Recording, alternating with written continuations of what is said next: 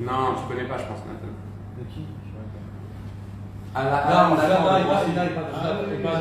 c'est le pote de Benjamin aussi. Ah, Je sais pas. Ah, mince. Avec Ah, son frère. tu connais Benjamin. Bah oui. Je le connais, mais Merci, je mon sais que son Ah ouais, les connexions. Bien sûr. Les villes, Ouman, les trucs. On se connaît tous de quelque part. Mon Sinaï, mon frère, c'est le second Mont Sinaï. Sol. Sol, ça veut dire c'est mort. Sold out. Top, Bezrat Hashem, mes amis, T'as la nouvelle pour l'avoir eu. Commençons, monsieur, on commence. on va commencer avec l'aide de Dieu. Et on va parler d'une autre ségoula, Bezrat Hashem. Rabbeinu, il n'a pas beaucoup de ségoulottes, mais les petites ségoulottes qu'il rapporte, c'est des ségoulottes qui sont béton armé. Il y a beaucoup de gens qui parlent plein de ségoulottes ou des rabbinim qui sont spécialisés dans les ségoulottes. Qu'est-ce qu'il faut faire pour ça? Qu'est-ce qu'il faut faire pour ça? Qu'est-ce qu'il faut faire pour ça? Et ce que les gens ne savent pas, c'est que quand on fait une ségoula, la ségoula, elle ne peut pas marcher quand on s'arrête à la ségoula. Parce qu'on a dit la ségoula, ça vient du mot mesougal. Mesougal, ça veut dire Ça peut aider. ça peut aider. Ça peut aider à quelque chose. C'est-à-dire quand tu fais quelque chose en plus et que tu rapportes la ségoula de côté, C'est un complément. c'est un complément. La ségoula, elle fonctionne. Alors les gens, ils s'arrêtent à la ségoula. Shalom Aleichem. Les gens, ils s'arrêtent à la ségoula en elle-même. Ils font la ségoula Sans aller plus loin. et ils voient que la ségoula, elle ne marche pas. Alors les gens, ils disent ouais, je crois plus dans les ségoulottes et ainsi de suite. Et ça fait un gamme belle. Et c'est en fait un gamme dans plein de choses. Rabbeinu, il nous apprend que de base, tout commence par la tfila. La tfila. D'abord, c'est la tfila. Il n'y a rien qui se fait, qui se prépare, qui avance, s'il n'y a pas la tfila. Et de côté de la tfila, il y a des possibilités de rajouter des ségoulottes. Maintenant, les ségoulottes que Rabbi Nachman, pourquoi elles sont fortes, les ségoulottes de Rabbi Nachman? C'est parce que les ségoulottes de Rabbi Nachman, c'est aussi une tfila en elle-même, la ségoula. Dans la majorité des ségoulottes, c'est aussi une sorte de tfila et d'avodat Hashem. Donc, la ségoula de Rabbeinu, elle est très puissante. En plus, lui, il prend ces ségoulottes-là d'un endroit que personne au monde ne prend. Donc, c'est quelque chose qu'il faudrait prendre au sérieux, au premier degré. Et ben, ce qu'on va étudier aujourd'hui, mes amis, c'est une ségoula que personnellement j'ai vu des miracles avec. Pas que sur moi aussi, mais pas que sur moi, sur toutes les personnes à qui je leur ai dit et tous ceux qui l'ont fait. Mais c'est pas stable. Cette ségoula en plus, ça c'est certain. Ça, c'est certain. Mais mis à part ça, mes amis, on va essayer ce soir, parce que notre sikha du Sichot Haran, elle est petite, 3-4 lignes. Mais ils sont très forts, donc on va essayer un petit peu d'élargir le conseil de Rabbeinu et on va essayer de se rapprocher. En plus, on est tout de suite après Tisha B'Av. On a tous jeûné, on a tous pleuré, on a tous soupiré, on a tous dit à Hachem, Dai, Admatai. Et on attend Bezrat Hashem qu'Akadosh Baruch Hu, il va nous consoler, il va nous attraper, il va nous enlacer, il va nous dire, on va lui dire à lui, Ishakeni mineshikot pivi. Ça veut dire quoi? Les baisers de ta bouche. Je veux que tu m'embrasses, mais pas tu m'embrasses comme on embrasse. Je veux que tu m'embrasses, il dit Rashi, comme un khatan, il embrasse sa kala. Pour la première fois. Comme ça, je veux que tu m'embrasses, Hachem. Pas autrement. Mineshikot piou. Je veux que tu m'embrasses dans la bouche. Je veux que, comme ça il dit Rashi, c'est pas moi qui dis, je veux que mon air à moi, l'air que j'ai, et ton air à toi se mélangent. Et c'est ça qu'il faut demander à Hachem. Ishakeni mineshikot piou. Pourquoi? Kitovim dodechamiyai. Mais bevadaï. Kitovim, c'est quoi Kitovim dodechamiyai? Le bon. Kitovim parce que ton amour, ta présence, ton être Dieu, elle est meilleure que le vin. Le vin, il dit Rashi, c'est la représentation de l'aliment qui te rend le plus bien gai. Alors on dit Hachem. C'est-à-dire le vin, c'est une métaphore de tout le bon, soi-disant qu'il y a dans ce monde-ci. Ça veut dire Kitovim dodecha miyai. Apporte-moi tout le plaisir et le kiff le plus grand au monde. Je veux toi, Hachem. Je veux que toi, Hachem. Parce que toi, c'est tout. Toi, c'est la perfection. Toi, c'est le Hémet. Quand tu m'aimes parfait. Quand tu m'enlaces avec du Hémet. Parce que tu m'aimes vraiment. Tu m'aimes pas parce que j'ai fait ça ou parce que je suis comme ça. Tu m'aimes rien que parce que je suis le fils d'Abraham, Yitzhak, Yaakov. C'est ça qu'on veut. Quand le Beth Amikdash il a été détruit, on n'a pas ressenti ça. Alors, pourquoi je vous parle de ça? Parce que Bezrat Hashem, on va parler de ça. Et on va lire la Sira du Sichot Haran. Au tout début, on va la lire, la traduire. C'est très marrant parce qu'il y a une anecdote dans tout le Sichot Haran où on parle de Shir HaShirim, je crois, une fois en grand. Et dans l'Ikouté Moharan, il y a une Torah en entière qui parle sur Shir HaShirim, qui est petite. Et comme par hasard, il n'y a pas de hasard, C'est le même numéro. le même numéro. Ah ouais. Même numéro. Il y a plusieurs fois des trucs sympathiques comme ça. 243. 243. Reshmen Gimel, Reshmen Gimel. Ben, vadaï que non, mais ça veut dire. Moi, ça m'énerve que les gens, les rabbinimes de Breslev, ils ne parlent pas de ça. C'est beau, il y a des choses très beaux à découvrir, rien que dans le placement des Torotes. Faut le remarquer. Nahon, il faut le remarquer. Mais quoi, ils ne l'ont pas remarqué, personne n'a remarqué. Reshmen Gimel, c'est de la folie. Alors, Bezrat Hashem, on va étudier 243, Sichot Haran, Bezrat Hashem. Lis à voix haute, avec attention, comme il faut. Rabbeinu recommanda une fois à quelqu'un qui avait un malade chez lui de se réveiller avant le lever du jour et de réciter entièrement le Shir HaShirim. Il ajouta que toutes les guérisons au monde se trouvent dans le Shir HaShirim. Dès que l'homme accomplit les paroles de Rabbeinu, le malade commençait à guérir. Alors déjà, il y a écrit Tziva. Tziva, ça veut dire il a ordonné. Ordonné, C'est pas pareil qu'on recommandait. c'est pas pareil. Il a ordonné à quelqu'un qui était malade, il avait un malade. C'est pas le malade qui est venu, c'est un monsieur qui est venu, que chez lui, il y avait un malade. Chez lui, un enfant, sa femme ou un frère, je sais pas. Il est venu chez Rabbeinu, il a dit, qu'est-ce qu'on peut faire? Qu'est-ce qu'on peut faire? Il y a un malade. Maosim, qu'est-ce qu'on peut faire? On a prié, on a fait les Teilim. Qu'est-ce qu'on peut rajouter? Alors, c'est pour ça que je vous ai dit, mes amis, la Ségoula, elle vient pour, comment on a dit, compléter. Alors, ça, c'est pas on fait ça que ça. Ça, c'est après qu'on a fait des Teilim, après qu'on fait l'écouter de Philote, après qu'un homme, il a demandé à Hachem, etc., etc. Et après qu'un homme, il fait toutes ces choses-là, Rabbeinu, il vient, il nous donne une Ségoula exceptionnelle. Exceptionnelle. Rabbeinu, il dit, demande au malade qui se lève à l'aube et qui lit tout le Shir HaShirim. Ah oui, avant le lever du jour. L'aube, c'est avant le net. Avant le net, ça veut dire 4 heures du matin, un truc comme ça. Alot Hashacha, Levé du jour. lever du jour. Maintenant, mes amis, on peut le faire aussi. Il y a une ségoula énorme de le faire après Chatzot.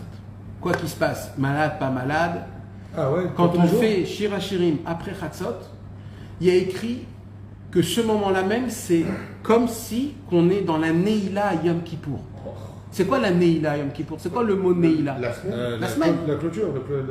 C'est quoi la Neila, mes amis? La clôturer, le fait de clôturer. C'est-à-dire quoi clôturer? C'est pas juste clôturer la fête. C'est pas ça. C'est quoi la Neila? C'est les portes ouvertes. Non. Les fenêtres ouvertes. Non. Alors je vais vous expliquer, c'est très simple. C'est très simple, mes amis.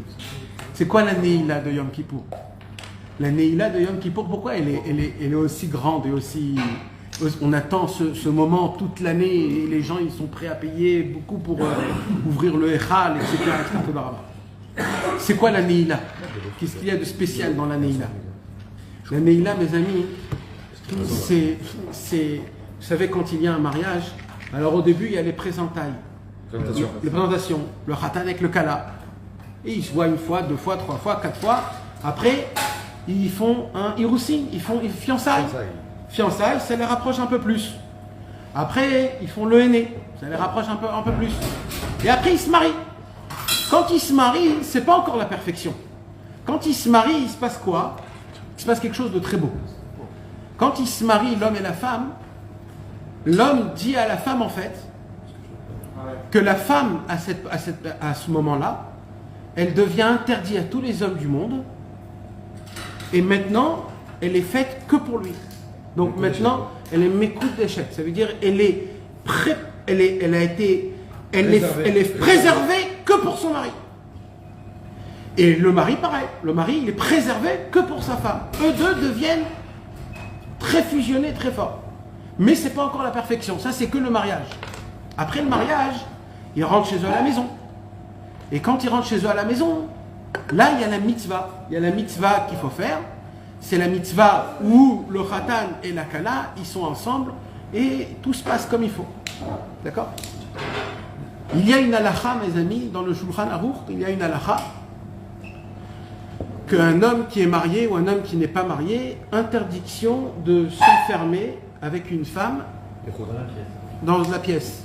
Quand il n'y a personne, plus de 5 minutes, 3 minutes. Ça dépend. Pourquoi? Chas Shalom, il y a un issour dans la Torah qui s'appelle Ichoud. C'est quoi Ichoud? Un homme ne doit pas se retrouver dans une pièce enfermée avec une femme qui n'est pas sienne. De peur, Chas Shalom, de tomber. C'est un issour mamash, c'est un issour Ichoud, c'est un issour. Il y a une marloquette si c'est de Oraïta ou de Rabanan. C'est un issour Ichoud. C'est la raison pour laquelle le khatan et la kala, tout de suite après la choupa, les Ashkenazim, ils rentrent dans le cheder Ichoud. Il y a des témoins qui gardent la porte. Et il y a des témoins qui gardent la porte que personne rentre. Pourquoi ils rentrent dans le cheder Ichoud? Pour nous faire montrer, voilà, jusqu'à maintenant, elle était interdite. Lui, il ne pouvait pas être en Ichoud avec sa fiancée. Maintenant, qu'il rentre sous la choupa, elle est permise. Mais qu'est-ce qui se passe dans le cheder Ichoud de base? Normalement, le vrai cheder Ichoud, c'est quoi le vrai cheder Ichoud? C'est quand le khatan et la kala, ils rentrent chez eux à la maison et ils ferment la maison à clé. Maintenant, la maison, c'est que moi et que toi. On ne veut pas que le monde extérieur nous voie. On veut être pudique l'un à l'autre. On veut se découvrir l'un à l'autre. On veut s'apprendre. On veut apprendre à s'aimer l'un à l'autre. Pour cela, il faut fermer la porte. Pour cela, il ne faut pas faire rentrer le rechov, la rue. Parce que quand on fait rentrer la rue dans la maison, ça ne devient pas propre. Alors c'est pour ça qu'il y a des halachot de tsniout, quand un homme il est avec sa femme, d'essayer de faire le maximum tsniout, de ne pas raconter aux amis, de ne pas le faire dans la journée, ou alors quand il y a de la lumière, ou alors, plusieurs sortes de halachot. Pourquoi? Parce que c'est la pudeur, parce qu'à ce moment-là même, je veux ne rien voir dans ce monde, et j'ai que ma femme, et ma femme elle a que moi. Et quand c'est comme ça dans le cerveau, ça s'appelle un zivoug mamash. Le zivoug, c'est pas que l'acte en lui-même. L'acte, c'est juste le corps. Le corps, c'est rien du tout. Un vrai zivoug, c'est quoi? C'est quand la neshama, c'est quand le cerveau, c'est quand le cœur, ils sont l'un, un pour l'autre. Là, il se passe un vrai zivoug. Vous savez, mes amis, à cause de nos fautes, on s'est éloigné d'Hachem. Et Hachem se cache sa face. Mais il y a un seul moment où Akadosh Baruch Hu, il fait quelque chose qui n'est pas normal. C'est à Yom Kippour, à la Neila, il nous appelle chacun un par un et il dit rentre dans la chambre, je vais fermer la clé. Neila. Je veux qu'on soit en cheder ichoud, toi et moi, sans tes fautes, sans ta gava, sans rien, que toi et moi. La Neila, quand on prie la Neila, comme si on enlève de nous-mêmes toute la crasse possible qu'on a et on fusionne avec Hachem Barach. Vous nous avez dit d'ailleurs c'est un moment propice pour faire le pico et le goutte à ce moment-là. Eh bien, il y a écrit dans les livres, quand on fait Tikkun Chatzot et qu'après Tikkun Chatzot on fait Shir HaShirim, le moment que tu fais Shir HaShirim, tu es dans la Neila avec Hachem. C'est à quelle heure Tikkun Chatzot en ce moment? En ce moment, c'est à 2 heures, à peu près 2 heures. 1h30. 1h30. 1h30. Donc c'est après 1h30 on fait Shir HaShirim, c'est une bonne chose. Ouais. De faire après. Après Tikkun Chatzot. Pour un malade ou pour quelque chose? Ça, c'est pour tout le monde. Faut Ça, dormir et après se réveiller. Ça, c'est pour tout le monde. C'est de casser le sommeil. Non, jamais on doit faire Shirachim après Tikkun. On ne doit pas. On ne doit pas. Si tu veux, tu peux rajouter. Celui qui rajoute Shir HaShirim après Tikkun Chatzot, comme si tu rentres en Neila avec Akadosh Baruch Hu. T'es pas obligé de le faire. Mais si tu le fais, sache où tu vas. Pendant ce moment-là, sache où tu vas. Alors, il faut savoir une chose. Nous, on a tendance, les Français, toujours de dire celui qui fait ça, il aura ça. Arrêtez. Celui qui fait Shir HaShirim, il fait un plaisir à Hachem, voilà. Et rien que ça vaut la peine, les gars. On fait plaisir à Hachem d'une manière qu'on peut pas imaginer, on peut pas décrire, on peut pas expliquer. On peut pas expliquer. Qu'est-ce qu'il y a de spécial dans Shir HaShirim? Rabbi Nachman, il dit un homme qui est malade. Moi, d'habitude, je connais, c'est les Teilim qui fait les miracles. Même Rabbeinu, il dit quand il y a un malade, il faut lire les Teilim. Où on a vu dans les livres que le Shir HaShirim, il peut aider dans la réfoua. Où on a vu un truc pareil. Rabbeinu, il dévoile ce secret. Et il dit Rabbeinu en plus fort que ça. Rabbeinu, il dit toutes les guérisons, ils sont dans Shir HaShirim. Toutes les guérisons. Ouais. Vadaï. Nahon. Donc, c'est de 1h30 jusqu'à quelle heure? Non, 2 heures, on a 2 heures. jusqu'à 3h30. Ouais. Mais Shir HaShirim, on peut le faire toute la nuit parce que là, Rabbeinu, il dit à l'aube. Donc on peut le faire aussi. De base, quand un homme il est malade, c'est à l'aube qu'il faut le faire. C'est-à-dire de se réveiller à Alot HaShachar, avant le Netz, et de lire Shir HaShirim. Celui qui est méritant, il se lève à Chatzot, il fait Chatzot, après il fait Shir HaShirim, c'est inimaginable vraiment. Mais surtout, ouais, même Vadaï pour la réfoua. Alors ça, mes amis, il faut savoir. D'abord, il faut que vous compreniez quelque chose. La réfoua, mes amis, la vie, la guérison, la vie, notre santé.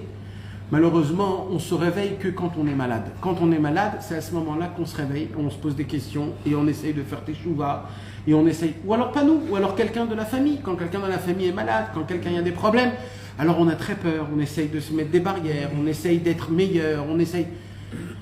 Pourquoi? Parce qu'on voit que ça peut être la fin. Les gars, ça peut être la fin.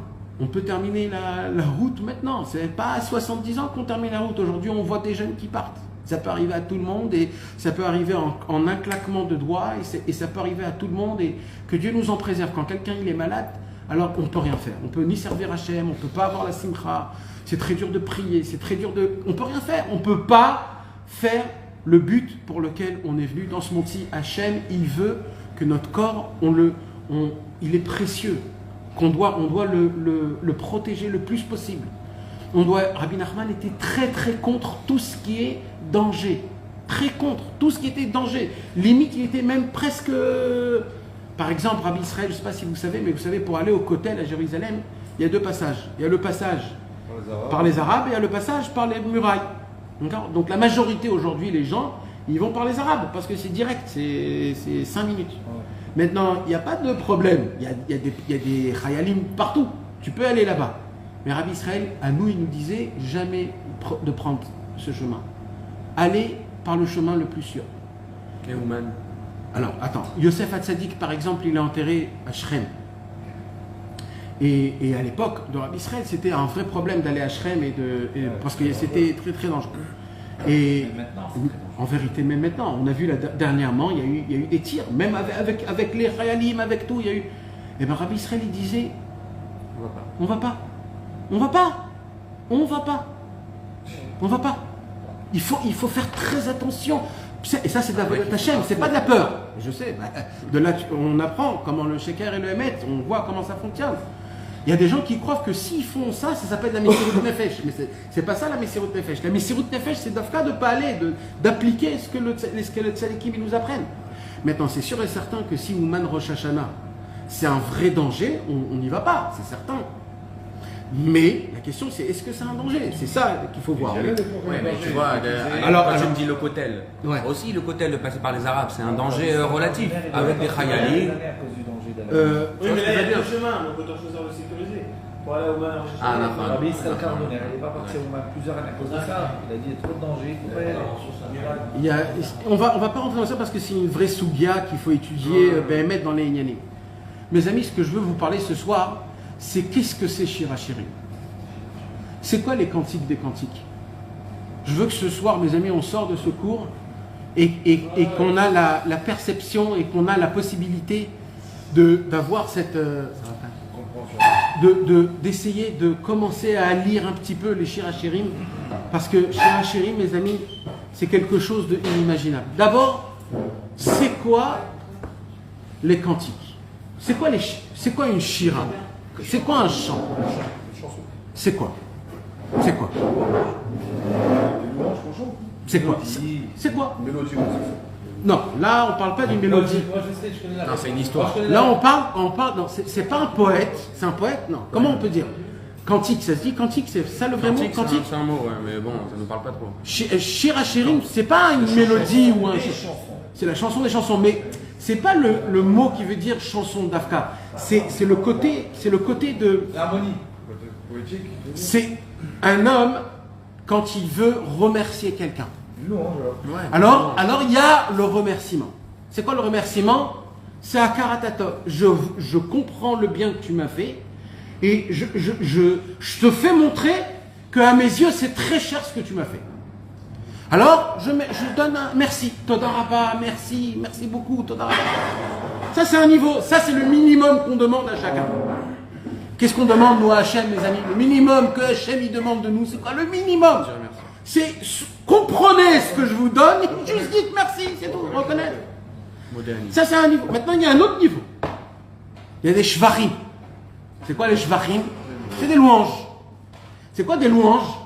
C'est tu es pas mitmaken, comme on dit, tu te mets pas. T'es pas concerné forcément, ou alors un problème d'Afka. C'est en général, tu as une notion où tu vois comment Hachem il est là et comment il t'aide et comment il t'a sauvé dans ta vie et comment il est bon et comment le monde il est bon et comment tout fonctionne et tu es là et tu as une akaratatov, tu as une reconnaissance de ça. Alors c'est un niveau qui est plus élevé et tu fais des louanges. Comment on fait des louanges, mes amis? Alors les louanges, ça commence déjà par des amis. Tu fais des louanges de Hachem à un ami. C'est à travers quelqu'un les louanges. Regarde comment Hachem il est grand. Il est grand de cette manière-là et de cette manière-là. Les louanges, c'est de raconter le bien d'Hachem à quelqu'un. Oui, les louanges, c'est comme un virus. Quand tu entends une louange, tu es obligé de louer. C'est comme ça que ça fonctionne. Une louange, c'est pour ça que le Hallel, on le fait à voix haute et tous ensemble. Parce que le Hallel, c'est une sorte de louange que quand tu entends une louange, tu dis « Waouh, c'est vrai, waouh !» C'est-à-dire c'est une conscience que toi aussi, tu prends cette conscience. Tu dis, ça te transporte. Donc là, tu fais des louanges. Après, il y a un autre niveau. C'est quoi l'autre niveau? C'est le Hallel. Le Hallel. C'est quoi le Hallel? Comment on dit le Hallel en français? Le remerciement. Non. Le Hallel. Le Hallel. Glorifier, gloire. C'est l'Alléluia. Comment? C'est l'Alléluia. Exactement. Comment on traduit Alléluia? Ils disent Alléluia. Ah ouais, ils disent Alléluia. Alléluia, Louer Dieu. Louer? Ouais, louer, mais. C'est pas le mot exact. C'est louange. C'est louange. Ouais. C'est des louanges avec du remerciement aussi à l'intérieur. Le Hallel, mes amis, ça devient un peu plus artisanal. Non. C'est de l'artisan, c'est de l'artisanal. L'art. De l'art, pardon. Le Hallel, c'est de l'art. C'est quoi le Hallel? Hallel, c'est une prière que toi-même, tu écris et tu fais, et que tu le lis devant un Kadosh Baruch Hu. Comme un poème, exactement. Une sorte de poème. C'est personnel. C'est un shevar, c'est un Hallel. C'est comme un poème. C'est comme un poème. Mais il y a un niveau encore plus haut que le Hallel. Je suis concerné dans la situation? Le Hallel, pas obligatoirement. Maintenant, il y a un niveau qui est plus haut que le Hallel. C'est quoi? C'est le shir. C'est le chant. C'est quoi le chant? Le chant, c'est l'inclus de tout. Mais dans le chant, il peut avoir aussi de la tristesse. C'est tellement puissant le chant que ça peut avoir de la tristesse, ça peut être une embellie, ça peut être une histoire toute banale, que toi tu la prends et tu fais de ça un monde.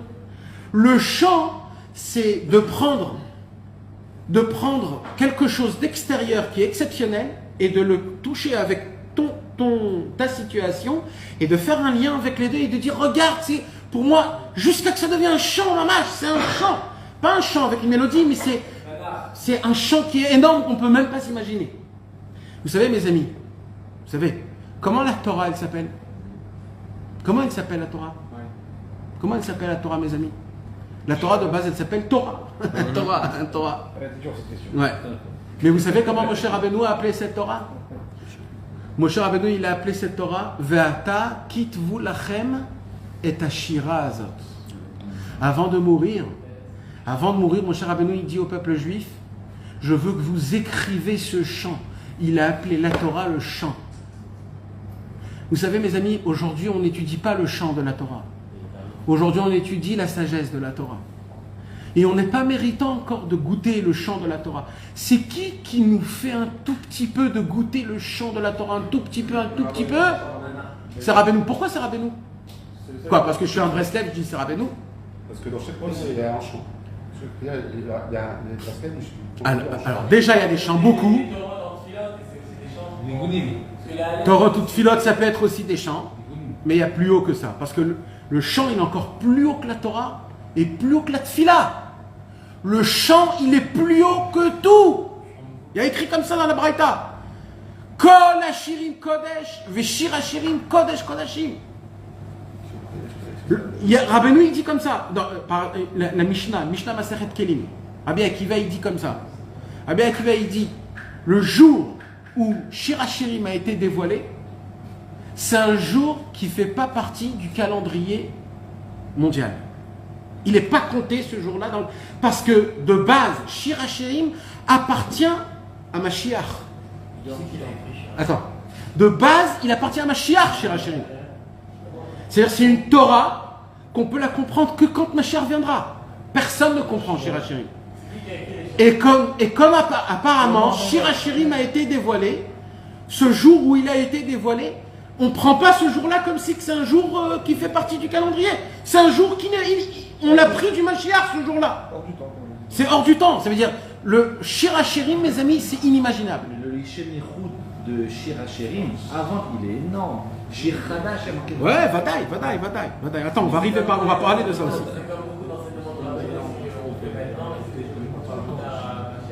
Nahon, mais ça c'est Rabbeinu, mais ça Shir Hashirim, ça a été dévoilé il y a 3000 ans. Donc c'est un chidouche encore plus, parce que c'était encore avant. Shir Hashirim, c'est le cantique des cantiques. Maintenant la question qui se pose, mes amis, c'est qui a écrit Shir Hashirim. Alors avant que je parle de qui a écrit Shir Hashirim, on a dit, d'où je sais que, vous savez, Rabbi Nachman de Breslev, il a écrit le Likutei Moharan, et au début du Likutei Moharan, il y a un chant. Le chant, il s'appelle comment? Shir Naïm. Le Shir Naïm. Et Rabbeinu, comment il a écrit le Shir Naïm? Comment? Il a écrit avec son nom. Et comment il est composé son nom? Que Rabbeinu lui-même a écrit. Lui-même. Nachma, Nachmanu. Rabbeinu, il dit, j'ai composé ce chant à travers mon nom, en incluant le Shir, Pashut, Kaful, Meshulash, Meruba. Les gens, ils croient que ça vient du Pétek. C'est Rabbeinu lui-même qui l'a écrit de sa main, imprimé dans le Likutei Moharan il y a 200 ans. Lui-même. Rabbeinu, il nous apprend, et comment il appelait ce nom? Le Shir Naïm, le chant agréable. C'est pas pour rien, mes amis. C'est parce que Rabbi Nachman, il vient, il nous dit, vous voulez savoir le Likutei Moharan? C'est pas une Torah, c'est pas un enseignement. C'est pas des vortim, c'est pas un Dvar Torah. La Torah, c'est une composition d'une mélodie. Quand on lit le Likutei Moharan, c'est comme si on appuie sur des tapes, des notes de musique, des touches de musique, et on crée un chant dans le monde. J'ai fait 3 cours à Bétar Illit le jeudi il y a longtemps sur le chant nouveau. Là-bas, j'ai expliqué en détail qu'est-ce que c'est le chant. Il faudrait vraiment voir ces cours-là, mes amis, parce que ils sont sur YouTube, parce que ces cours-là, c'est des cours vraiment très importants à écouter. Et là-bas, on parle parce que Mamash de Shir Hashirim. Donc, je pourrais pas tout vous dire ce que j'ai dit là-bas, parce que là-bas, il y a des vrais secrets. Mais on va essayer de dire les choses un peu hautes. Alors écoutez attentivement, s'il vous plaît, et venez, on se concentre. Vous savez, mes amis, le summum de nous, vous savez, quand Mashiach viendra, ça ne sera plus une étude de Torah, mais ça sera des chants qu'on va faire. C'est des chants. Ça sera que des chants. Maintenant, vous savez combien de chants il y a dans la Torah? Dans le monde en entier. Dans le monde en entier, il n'y a que 10 chants dans le monde en entier. Dans toute la Torah, il y a eu 10 chants. Pas plus, pas moins. 10. C'est un pélé quand même, qu'il n'y a que 10. Incroyable. 10 C'est vrai d'avoir 10 sortes. 10 mélodies. Non, 10 chants, 10 cantiques, 10 cantiques. Alors, je vais vous donner des exemples, d'accord? On va prendre des exemples. Tous ceux qui est marqué dans le Tikkun HaKlali? Non, pas du tout. Pas du tout. Là, je parle, mais de côté tout ce que tu connais pour l'instant, d'accord? Mais là, je parle comme si à des goïms, comme si on connaît rien. Je reprends depuis le début, d'où c'est venu, comment ça a commencé. 10 chants, il ne peut pas y en avoir de nouveau. D'abord, viens déjà, on apprend comment ça s'est passé. D'accord? La première fois, ça a été Adam Arishon. Adam Arishon, il a mangé de l'arbre de la connaissance. Et quand il a mangé l'arbre de la connaissance, le Yetzer Hara est venu. Il a maudit, Hachem est venu. Il a maudit le serpent. Il a maudit la terre. Il a maudit Chava. Il est venu pour maudire Adam Arishon. Shabbat est rentré. Ça y est, Hachem il dit rien. Il dit rien, il peut pas. Il peut pas. Adam Arishon, il a vu la grandeur du Shabbat.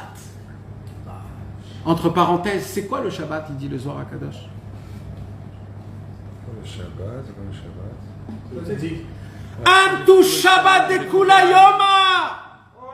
T'es le tzaddik. Le tzaddik, c'est le Shabbat de toute la semaine.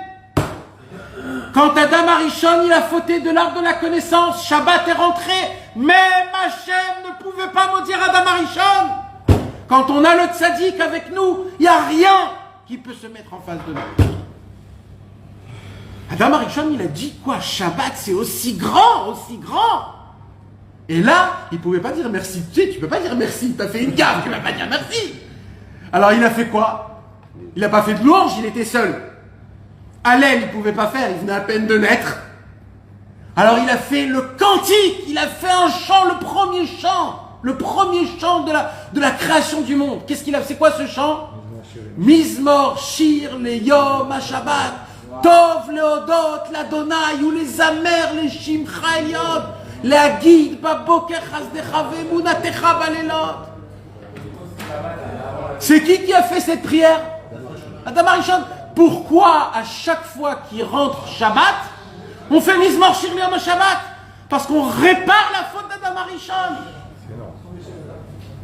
Premier chant. D'accord? En live. Hein? Shabbat, il est venu avant. Hachem, il faisait Shabbat de base. Donc c'est Hachem qui faisait Shabbat. Donc automatiquement, c'était pour lui Shabbat, c'était fini.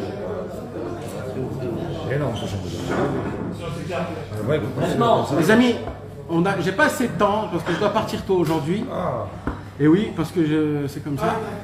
Donc venez, il y a beaucoup de choses à dire. J'ai amené plein de livres. Donc il faut, ce que je pourrais, je dirais. Sinon, c'est dommage. Ça, c'est le premier chant.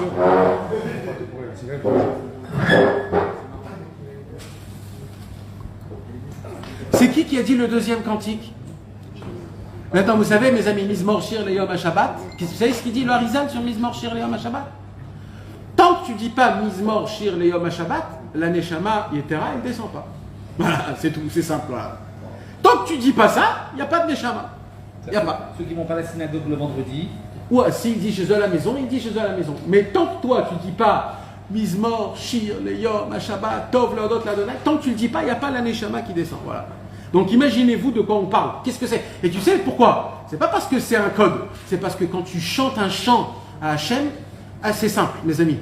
Hachem est sensible du chant. Il est sensible.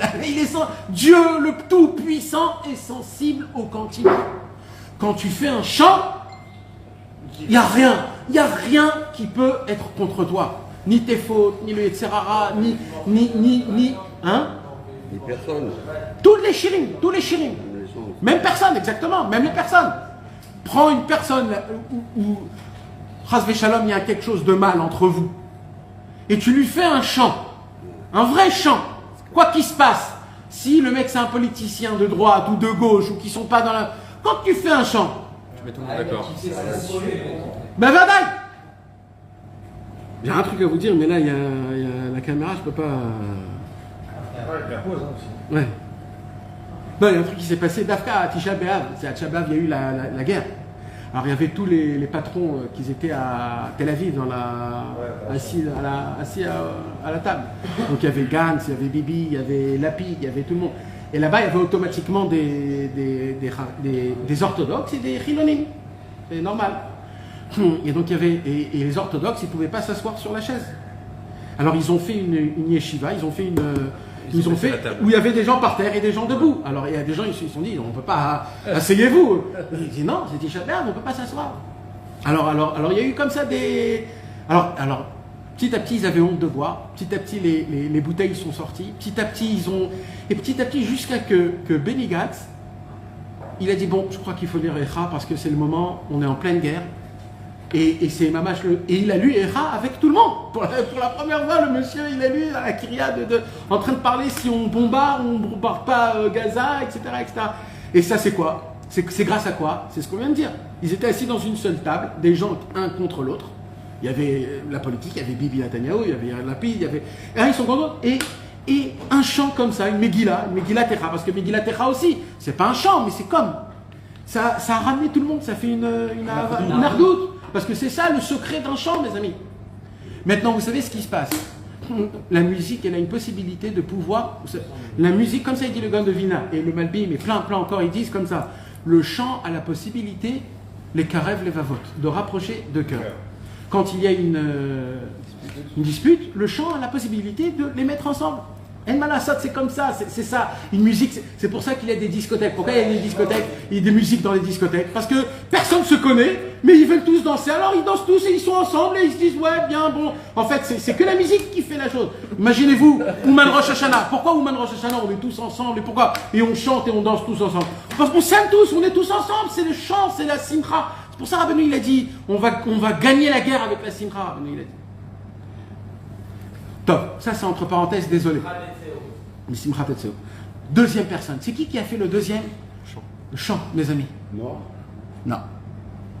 Deuxième chant, c'est hyper facile. Hyper facile. Az yashir Moshe uvnei Israël et ashira azot l'Adonai, vayomru lemor ashir à l'Adonai, ki gaoga. Quand on est sorti d'Égypte, mes amis, on ne fait pas des chants stables. Vous savez, un chant, c'est pas tu m'as donné une cigarette, je vais faire un chant. Ou alors, même tu m'as prêté 1 million même, ça suffit pas pour faire un chant. Un chant, c'est quand c'est vraiment mashmaouti, c'est-à-dire qu'il y a vraiment un sens, vraiment. La mer, elle s'est ouverte en 12 parties. On a vu le ciel, on a vu le Kissa Kavod, on a vu Hashem Mitbarach, on a vu... Akadosh Baruch Hu nous a fait un miracle quand nous, on n'était pas aptes à ce miracle. On était comme des Égyptiens, on était des Réchaïm. Et Akadosh Baruch Hu a changé les lois de la nature rien que parce qu'il nous aime. Alors Moshe Rabbeinu, il a dit à Yashir Moshe. Il y a écrit dans la Gemara que c'est une ségoula, je ne sais pas pourquoi, mais de le chanter tous les matins. Nachon, de chanter, c'est très important. Bichlal, tout celui qui chante Bessimcha, il y a écrit. Tout celui qui chante Bessimcha à Yashir Moshe, tout de suite, on lui efface toutes ses fautes. Tout de suite. En chantant Bessimcha. Mamash, c'est écrit. C'est une Gemara, c'est pas un Rav qui a dit. C'est une Gemara. Ça veut dire, tout ce qui est écrit dans la Gemara, les Midrashim, c'est pas tamponné, c'est gravé. C'est émettre la mytho. Le troisième chant, c'était quand il y a eu le Ber, quand il y a eu le puits qui marchait avec nous pendant 40 ans dans le désert. Alors, Moshe Rabbeinu et tout le peuple juif, ils ont dit on veut faire un chant à Hachem. Et là, Az Yashir Moshe, Az Yashir Israël, ou Moshe, Ali Be'er, Anoula, etc., tout un chant dans Chumash Dvarim. Après, c'est quoi le quatrième chant? Troisième, c'est pour le puits. Quand il y avait le puits pendant 40 ans avec nous dans le désert, alors à la fin, quand on est rentré, avant qu'on est rentré en Eretz Israël, Moshe Rabbeinu, le peuple juif a ressenti qu'il faut remercier Akadosh Baruch Hu parce que un puits c'est quoi, mes amis? Non, mais c'est quoi un puits? C'est un trou dans la terre, ça bouge pas. Le puits bougeait avec nous 40 ans, ça veut dire. C'est pas... Et tout le temps il y avait de l'eau potable et tout. Alors le peuple juif, ils ont dit il faut faire un chant. C'est écrit dans Chumash Devarim. Dans Chumash Devarim, il y a un chant petit, mais c'est un chant, ça fait partie des chants. Quatrième chant, c'est quoi? Azinu Hashamayim vadabera vatishmaretz imrepi yarov kamatar legri tizal ketal imrati keserim ale deshe kirvivim ale esev. Parashat Azinu, l'avant-dernière Parashat Azinu, exactement. Tous les chants ils sont en colonne. Tous les chants. C'est un poème, c'est un chant, c'est un cantique, c'est un cantique. Ça fait partie des 10 cantiques de la Torah. Azinu Hashamayim, c'est le chant de Moshe Rabbeinu. C'est ça, comme ça, Moshe Rabbeinu a complété toute sa vie et tout ce qu'il a fait et tout ce qui est le Ham Israël et tout ce qui est la Torah pour nous. Il y a écrit, mes amis, sur Azinu, il y a écrit sur Azinu que toute la Torah en entière est écrite dedans, avec tous les noms de tout le Ham Israël, de tous les temps qui est écrit dedans. Le Gaon de Vilna a écrit un livre que j'ai à la maison, il a écrit un livre et il a fait montrer comment dans la paracha de Azinu et en Remez, toutes les parachiotes et toutes les mitzvot de toute la Torah. Dans chaque mot, dans chaque lettre. Je peux dire sur ça encore plein de paroles. C'est juste pour que vous puissiez comprendre comment les shirim, c'est-à-dire les cantiques, comment c'est puissant. Après, c'est qui? Cinquième. C'est qui a fait la cinquième cantique? Cinquième cantique, Yehoshua bin Nun. Quand Avec la guerre avec Amalek. Yehoshua bin Nun, Moshe Rabbeinu est mort. Moshe Rabbeinu, il rentre en Eretz Israël. Il combat Jéricho, il fait tomber les murailles de Jéricho. Après, quand il rentre en Jéricho, il commence à préparer le peuple pour savoir comment on rentre dans Eretz Israël. Et là, il fait le compte et il voit qu'il y a 31 rois qui siègent Eretz Israël. Il s'est dit 31 rois. Il faut combattre avec 31 pays. Il y avait 31 pays à l'époque en Eretz Israël. Et il y a une mitzvah. Dieu il lui a dit à Yehoshua bin Nun, ta mitzvah à toi, Yehoshua bin Nun, c'est de donner la terre d'Israël au peuple juif. Tu ne peux pas mourir tant que tu ne fais pas ça. Donc Yehoshua bin Nun, il se dit, j'ai pas le choix. Il a commencé à faire une guerre, après une autre guerre, après une guerre, après une autre guerre. Et il a vu que ça va prendre des années. Et que comme ça, on ne pourra pas conquérir Eretz Israël. Yehoshua bin Nun, il rentre dans le Mishkan, dans le Kodesh HaKodashim. Il va voir le Kohen Gadol. Et il dit, il faut que je pose une question à Hachem. Il dit, Hachem, j'ai une idée. Je veux combattre tous les rois en une seule fois. Je veux faire une seule guerre avec tous les rois en une seule fois. Est-ce que c'est permis? Et là, le Kohen Gadol, les lettres qu'il faut du Rochen commencent à éclaircir. Et il a la réponse. Akadosh Baruch Hu, il lui dit, va faire l'armée, la guerre. Quand Hachem il dit va faire la guerre, tu ne peux pas repousser ça dans une semaine, dans 2 semaines. Quand il te dit va faire la guerre, c'est maintenant. Maintenant, on ne peut pas faire la guerre la nuit, donc en fait, ça voudrait dire de faire la guerre demain. Demain, c'était quoi? Quel jour? Vendredi, Yom Shishi. Et vendredi, le jour où c'est pas le moment de faire des guerres. Mais comme Dieu l'a dit, c'est comme ça qu'il faut faire. Il rentre, il va voir tous les généraux, et il va dire, écoutez les gars, préparez-vous pour demain. Demain, on va faire la guerre de notre vie. Un vendredi. Vendredi matin, avant la Halot HaShachar. Et là, Yehoshua bin Nun, il commence à rentrer. Il y a eu un miracle. L'ange Gabriel est venu dans la nuit et il vient chez Yehoshua bin Nun et il lui dit, je serai ton guerrier avec toi. Et il ne savait pas au début que c'était Gabriel, après il a su que c'était Gabriel. Bekitsour, mes amis, ils ont combattu tout le matin, sans s'arrêter, contrôler tous les 31. Vous savez ce que c'est? C'est des tactiques de guerre, ils étaient là, et là, c'était ça, c'était vraiment inimaginable. Mais il y a un problème, c'est quoi? C'est qu'ils n'ont pas encore terminé la guerre, même pas la moitié, et Shabbat va rentrer. Yehoshua ben Nun, il dit, si j'arrête tout de suite la guerre, ils vont tout reprendre, et comme si qu'on n'a rien fait. Alors Yehoshua ben Nun, il regarde le soleil, et il dit, Shemesh Bekivon Dom, soleil, arrête-toi. Le soleil dit, qui tu es toi pour dire de m'arrêter? Qui tu es? Grand comme t'es, Yehoshua ben Nun, qui tu es toi? Moi j'écoute Hachem, je ne vais pas t'écouter toi. Alors il lui dit, là maintenant, ce que je fais moi c'est Hachem qui m'a dit. Alors il lui dit, il y a un problème. Le soleil lui dit, il y a un problème. C'est quoi le problème? Non. Il lui dit, chaque seconde, je loue et je chante des chansons à Hachem. Si j'arrête, je ne pourrai pas louer Hachem. Qui va louer à part moi? Alors Yehoshua ben Nun, il dit, toi tu t'arrêtes et moi je vais louer Hachem. Et là-bas, dans le livre Yehoshua, il y a écrit le cantique, le chant qu'il a fait Yehoshua ben Nun quand le soleil s'est arrêté. Pour remplacer. Le soleil s'est arrêté une dizaine d'heures. Je ne me rappelle plus combien, 24 heures ou 30 heures, je ne me rappelle plus exactement combien de temps. Il s'est arrêté. Et dès qu'ils ont terminé la guerre, le soleil a continué à faire le combat. Pendant ce temps-là, Yehoshua ben Nun ne faisait pas de combat parce qu'il était en train de louer à Kadosh Baruch Hu. Donc on voit qu'il y a le cantique des cantiques. C'est-à-dire pas tout le monde peut faire des chants. C'est inimaginable. D'accord. Après, il y a eu Barak et Dvorah. Barak et Dvorah, Barak ben Avinoam et Dvorah. Vous savez, il n'y a pas eu beaucoup de prophétesses. Comme ça on dit. Il n'y a pas eu beaucoup de prophétesses. Mais chez les Juifs, il y a eu 2-3 prophétesses. Une des prophétesses était Déborah, Dvorah et Barak. Ils étaient assis en bas d'un arbre et ils recevaient tout le peuple juif. Tout le peuple juif, quand ils avaient des questions, ils avaient des problèmes, à l'époque où il n'y avait pas encore les rois d'Israël et il n'y avait pas encore comme il faut, eux, Dvorah était une prophétesse. Et un jour, Dvorah a fait un chant, à cause d'une guerre qu'il y avait, etc. Elle a aussi écrit un chant. La 7e prière, c'est qui a fait le 7e chant?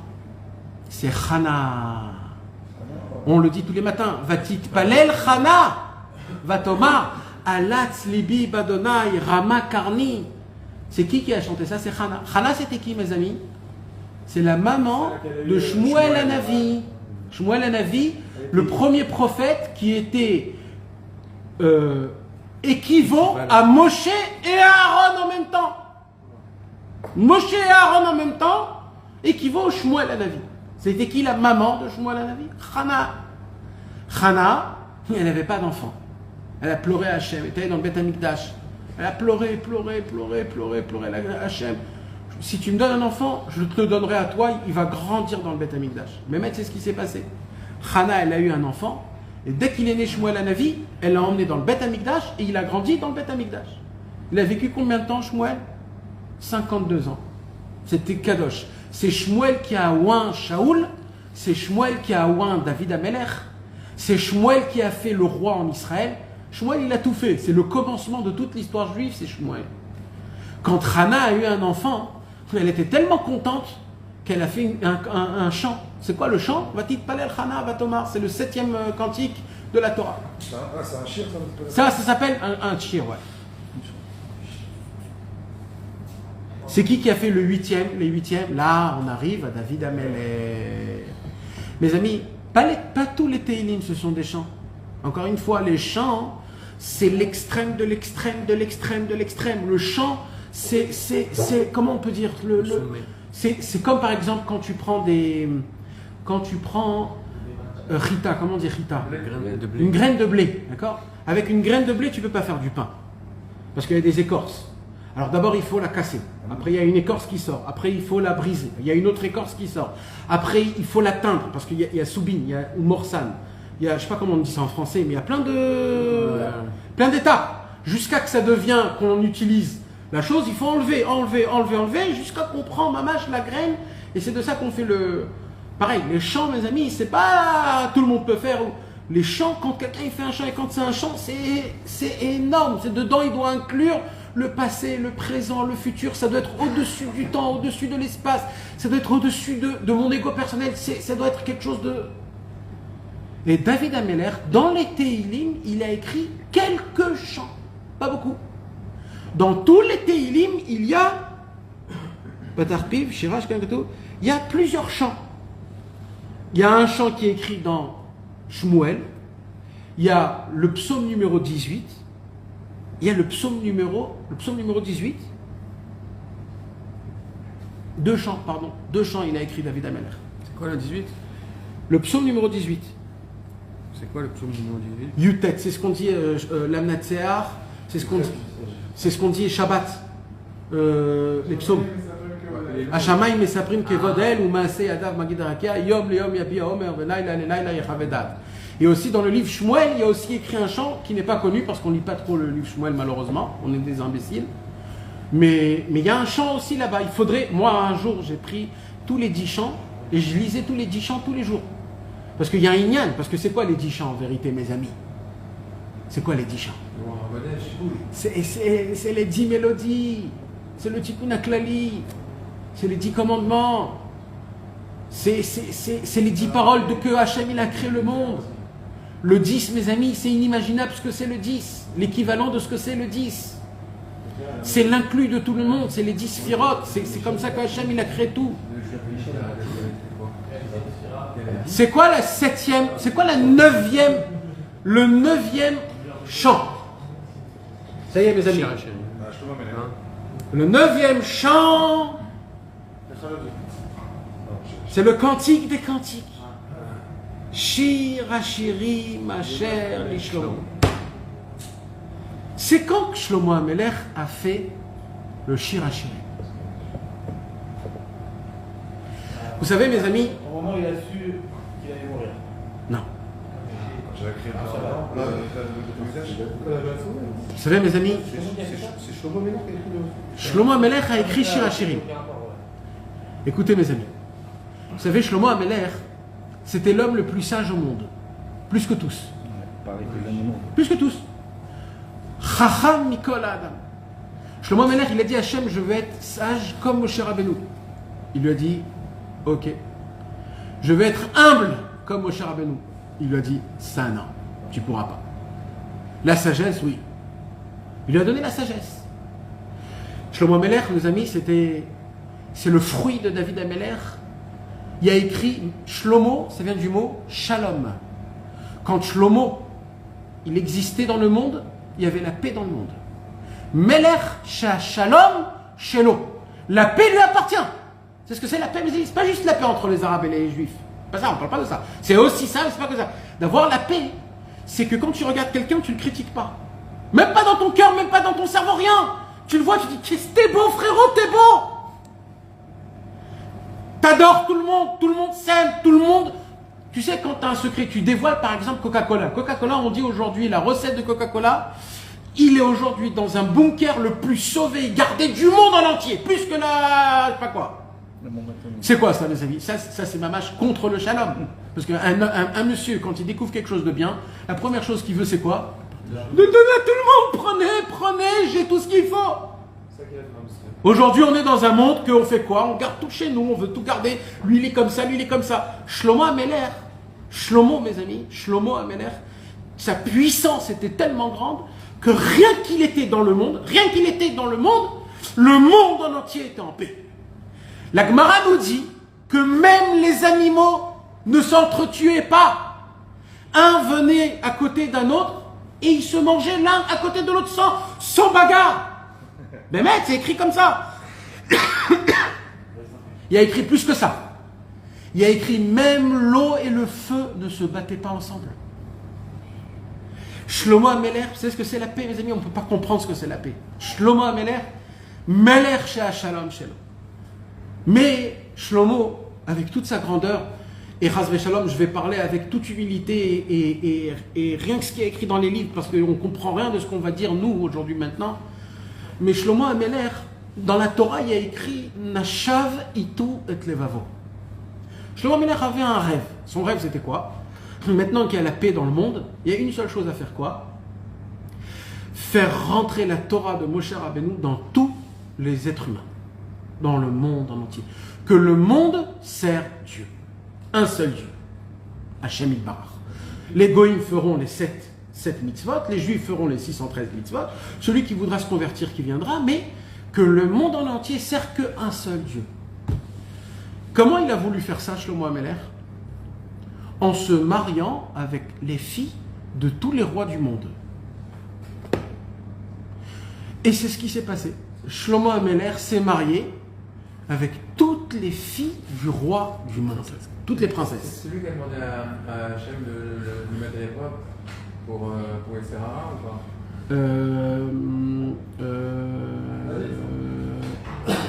Ça se pourrait, je ne me rappelle pas, mais ça se peut. Il y avait combien de femmes? 1000 femmes. Pourquoi il a demandé Ça se peut, je me rappelle pas. Ouais, ça se peut, je me rappelle pas. Parce qu'un homme qui est sage, normalement, il tombe pas. Un homme qui est sage, normalement, il tombe pas. Donc il s'est un petit peu... Il s'est permis de faire quelque chose qu'il fallait pas. De son niveau à... C'était déjà interdit à son époque? Non, c'était pas interdit. Il a comment on dit, il a été mégaillère, comment on dit. Il a converti toutes les femmes. Vadaï, Shlomo Amelech, il s'est pas marié avec. Non, je te parle le nombre. Maintenant on dit, un roi il a pas plus 25, je sais pas combien. Depuis David déjà, bien avant. Ah donc c'était un interdit. C'était un interdit de se marier avec tout cela. C'était interdit. La reine de Saba, les Turcs. Exact. Tous, mes amis. Mais maintenant, le problème c'est que quoi? Il a réussi, on va dire 80%. Il a réussi Bémet. Mais avec une, il n'a pas réussi. La fille de Pharaon. La fille de Pharaon, elle avait créé des maisons d'idolâtrie en face du Beth Amikdash. Et Shlomo, avec toute sa patience, avec tout ce qu'il a essayé de faire, il n'a pas réussi à la convaincre. Et le problème, c'est quoi? C'est que Chas Shalom, Shlomo Amelech, de son niveau à lui, hein, nous on ne comprend rien de ce qu'on est en train de dire. Chas Shalom ne disait jamais que Shlomo il a fauté, on n'a pas le droit de dire ça. Mais de son niveau à lui, Shlomo Amelech, il a chuté, il est tombé. Et Akadosh Baruch Hu l'a puni.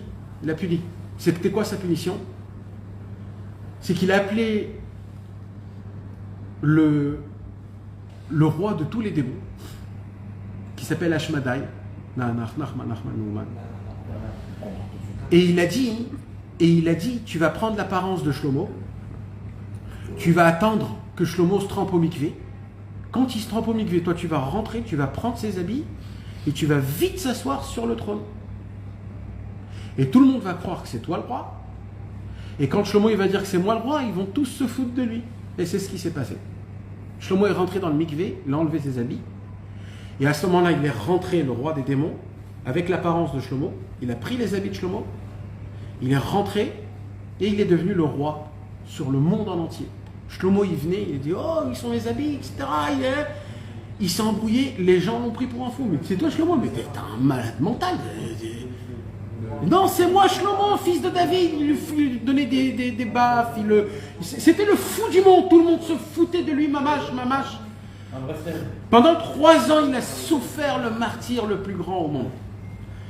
Ça s'est arrêté, je ne vais pas raconter comment, je vous l'ai déjà raconté, mais ce n'est pas la peine de raconter comment ça s'est arrêté. Mais Shlomo Amelech, depuis ça, il avait un problème. J'ai fauté devant Hachem et je sens pas que Hachem m'a pardonné. Il a fait quoi selon vous? Il a fait quoi? Il a désiré? Il a été avec...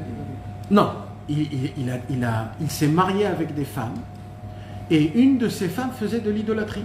Et lui, il n'a rien dit. Et quand elle lui demandait construis-moi une maison, construis-moi, il faisait. Il n'était pas là en lui disant c'est pas bien ce que tu as fait. Il n'a pas été mourir, comme on dit. Il n'a pas convaincu, il n'a pas parlé, il n'a pas donné du moral, rien. Il a laissé dans son délire. Maintenant, ce délire-là a fait en sorte que Shlomo, il a eu de l'empathie et de la pitié, et ainsi de suite, comme ça, jusqu'à que des fois, Chas v'Shalom, tu peux arriver dans des endroits très graves. Hachem, il a dit, Shlomo, l'homatin. Un homme comme toi ne doit pas descendre là-bas. Alors, il a été puni. Et après ces 3 ans qu'il a reçu sa punition, il a dit, quand bien même je sens que malheureusement Hachem ne m'a pas encore pardonné. Je sens que j'ai encore un poids énorme dans mon cœur. Et vous savez, c'était quoi le pire de tout? Il s'est dit, je vais faire ce que mon père n'a pas réussi. Je vais construire le Beth Amikdash. Et Shlomo Amelech a construit le Beth Amikdash. Après cette... Alors, il y a une marloquette commencée. Parce que dans le Tanakh, c'est écrit d'une autre façon. Il y a une marloquette comment? C'est le Rachou. Mon cher... Shlomo Amelech, il construit Beth Amikdash, il envoie des lettres dans le monde en entier. Tous les rois du monde prennent part à la construction du Beth Amikdash. Comme Shlomo, c'était la paix, tout le monde aimait Hachem, tout le monde aimait Beth Amikdash. Tous les rois voulaient participer au Beth Amikdash. Hein? C'est le mari de leur fille. Et, ouais, le gendre. le gendre. Et en plus, il y a écrit que il n'y a jamais eu un binyan, un temple comme ça, jamais au monde. Ça veut dire d'une beauté, d'une grandeur, d'une richesse, on ne peut même pas s'imaginer. Mais vous savez, mes amis, le plus important, c'est pas de construire le Beth Amikdash. Le plus important, c'est au moment où tu as construit le Beth Amikdash, ça y est, tout est fini. Maintenant, il y a les portes qui sont fermées. Le temple d'Hachem, c'est pas un temple de nous. Nous, on doit attendre que Hachem ouvre ses portes. Si Hachem il ouvre ses portes, ça veut dire qu'Hachem, il veut habiter là-bas. Si Hachem il ouvre pas ses portes toute seule, c'est qu'Hachem il veut pas. Vous savez, c'est une honte qui est très grande. Parce que là, Shlomo, il s'est mis dans une... Il s'est mouillé. Il s'est mouillé. C'est-à-dire, il a construit un Beth Amikdash pendant des années. Le monde en entier parle de ça. Tous les tzadikim. Ça veut dire, là, le monde en entier va savoir qu'est-ce qu'il en est. Et là, Shlomo Amelech, avec tout le Ham Israël derrière. Tout le Ham Israël est derrière. Et là, Shlomo Amelech, il se tient devant les portes du temple. Et il dit, temple, ouvre-toi. Et là, les portes ne s'ouvrent pas. Et là, Shlomo Amelech dit, Hachem, par le mérite de tous les tzadikim, par le mérite de la Messirut Nefesh de tous les juifs, par le mérite du sang du Ham Israël qui s'est fait couler, ouvre-toi. Le temple ne s'ouvre pas. Ne s'ouvre pas, les gars. Il dit Hachem, par le mérite de la Torah, par le mérite de Moshe Rabbeinu, par le mérite des Juifs qui appliquent la Torah, le mitzvot quand c'est compliqué. Et là, dans le Tanakh, il y a écrit, hein, moi je vous dis, mais il y a écrit tout ce qu'il a dit. Il est là. Et tout le monde regarde, tout le monde parle, tout le monde chuchote et tout. Regarde ce qu'on a fait. Hachem veut pas de ce Beth Amikdash. Les portes fermées. Et là, Shlomo Amelech, il dit, par le mérite de mon père David Amelech. Et là, les portes y s'ouvrent.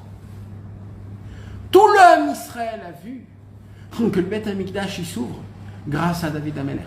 Quand Shlomo Amelech il a vu que les portes y s'ouvrent devant son père David Amelech et que tout le peuple juif est rentré, Shlomo Amelech il s'est assis dans son trône et à ce moment-là même il a chanté Shir Hashirim Asher li Shlomo Ishaken imeneshikot piu. Vous savez c'est quoi l'histoire de Shir Hashirim, mes amis? Je vais vous raconter l'histoire de Shir Hashirim. Shir Hashirim, c'est une histoire d'un roi énorme, sage, fort, héros, un guerrier, un sage, un puissant, un vrai souverain. Un jour, il marche et il voit qu'on vend à l'époque, on vendait des avadim, comment on dit? Des esclaves. Tu sais, à l'époque, on vendait des esclaves. Et il voit dans le chouk des esclaves, il voit qu'on vend une jeune fille, belle, enchaînée, avec une sagesse. Elle parle beau, bien, elle connaît des langues. En quelques secondes, ce roi, il capte que cette fille, elle est exceptionnelle, elle est merveilleuse. Je sais pas comment on peut dire, elle est extraordinaire. Maintenant, c'est pas le kavod d'un roi d'acheter une esclave. Même si c'est pour une esclave. C'est pas... Alors c'est ce qu'il a fait, le roi. Il s'est assis à côté d'elle, il a commencé à parler avec elle. Et il lui a dit, dis-moi c'est qui tes ennemis à toi? Alors elle a dit, mes ennemis? Je suis enchaîné. Il dit, ah bon, c'est ça tes ennemis? Pas de problème. Le roi, il sort son épée et il tue tout le chouk en entier. Et il dit, c'est bien maintenant pour toi? Il lui dit, j'ai aussi des ennemis là où je viens de ma ville. C'est où ta ville? Le roi, il va dans la ville, ceux qui l'ont vendu pour esclave, et le roi seul anéantit une ville en entière avec son épée. Il vient et il dit, voilà, pour toi. Tout de suite, il a pris, il a lavé, il a habillé, il a fait rentrer dans son palais. Et il avait honte de lui dire, marie-toi avec moi. Parce qu'il la voyait comme très très grand. Mais il y a un jour où il est venu devant cette femme et il lui a dit, je suis totalement amoureux de toi. Je n'arrive plus à rien faire. Je suis totalement amoureux de toi. Viens, on se marie. Et elle lui dit, moi aussi, je suis totalement amoureux de toi, on se marie. Et ils se sont mariés. Les années passent, et vous savez comment c'est. Des fois, ça descend un petit peu l'amour, les feux de l'amour descendent. Et voilà, ça se... Petit à petit. Et il y a un jour où la femme, la princesse, donc la reine, elle vient et elle dit au roi, roi, moi je vais dans le chouk, je vais faire du shopping. Le roi il lui dit, mais il te manque quelque chose? Je te donne tout ce que tu veux, pourquoi? Non, j'ai pas besoin de toi, laisse-moi. Et là le roi il dit, quoi? Comme ça? Le roi il lui dit, si c'est comme ça, dégage. Elle dégage. Et le mitgarchim, comme on dit. Il divorce pas. Pas il divorce. Mais et là, mes amis, 1 mois, 2 mois, 3 mois, 4 mois, 5 mois. Et là, il se passe quoi? Les gens du royaume, ils entendent que le roi, il en peut plus d'amour pour cette femme. Et ils voient que même la femme, elle aussi, elle en peut plus d'amour pour le roi. Alors ils ont fait une sorte de shalom. Et ça s'est revenu. Et l'amour, elle est encore plus forte qu'au début. Mais, encore une fois, des fois, il y a des petites tensions. Encore une fois, le roi l'a jeté. Et cette fois-ci, beaucoup plus de temps. Et cette fois-ci, ils ont essayé de faire le shalom. Elle est revenue à la maison. Elle est re-rentrée. L'amour était parfaite. Mais jusqu'à il y a un moment où cette femme, elle a vu un beau mec. Et le beau mec lui faisait des yeux à cette femme, les yeux doux. Et elle s'est dit, moi j'aime pas les grandeurs, j'aime la simplicité, je veux ma petite maison, j'aime bien mon truc, moi j'ai pas demandé des grandes choses, moi je veux que des petites choses. Et voilà que le roi n'en revient pas. Et là le roi il lui dit, fais tes valises et ne reviens plus jamais de chez moi. Et elle part. C'est une catastrophe ou pas, mes amis? Ça, c'est chez Hachem, ça? C'est qui le roi? C'est qui la femme? Akadosh Baruch Hu nous a pris. Il est tombé amoureux d'Avraham Avinu. Il est tombé amoureux. Il a dit, tu seras mon peuple, tu seras mon fils, tu seras tout pour moi, toi, tes enfants, jusqu'à la fin de tout, tu seras tout pour moi. Il n'en pouvait plus, il a dit, viens, on se marie. On s'est marié à Shavuot, au Mont Sinaï. On est venu en Israël, on a fait une maison, on a créé. Mais on a regardé, qu'est-ce qui se passe en Grèce? Qu'est-ce qui se passe à Mykonos? Qu'est-ce qui se passe à Rome? On veut savoir ce qui se passe. Et le roi dit, mais je comprends pas, t'as tout ce qu'il faut. Mais petit à petit, on revient. Le Beth Amikdash a été détruit, il a reconstruit. Redétruit, reconstruit.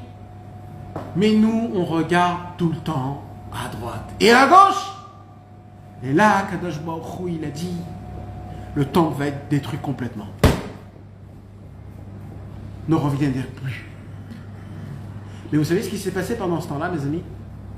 C'est que le roi et la reine ont eu un enfant. Le roi et la reine ont eu un enfant. Et là, le problème, c'est l'enfant. L'enfant, il voit que ses parents, ils sont déchirés. Alors l'enfant, il entend de son père, que son père, il dit, où est ma femme? Où est ma femme? Où est ma femme, ma belle femme? Où est cette belle femme? Où elle est, ma femme? Ma chérie, mon amour, où est ma chérie? Et l'enfant, quand il va dans la mishmeret de sa mère, alors sa mère, elle dit, oh mon roi, mon roi, mon roi, mon beau, mon mari, mon amour, qu'est-ce que je pourrais faire? Alors l'enfant, qu'est-ce qu'il fait l'enfant? Il écrit juste les paroles de la maman et il les envoie au roi. Il écrit les paroles du roi et il les envoie à la femme. C'est que ça qu'il fait. Et c'est comme ça que Shir HaShirim a été écrit. Quand Shlomo Amelech, il a dit Shir HaShirim devant tout le Ham Israël, à la première fois que le Beth Amikdash a été détruit, il a entendu au plus profond du cœur d'Hachem, quand on est le plus éloigné d'Hachem, combien l'amour, combien Hachem, il veut de nous, il est passionné de nous, il est amoureux de nous, et il se languit des languissements ardents. Maïm Rabim lo yochlu lechabot et ahava.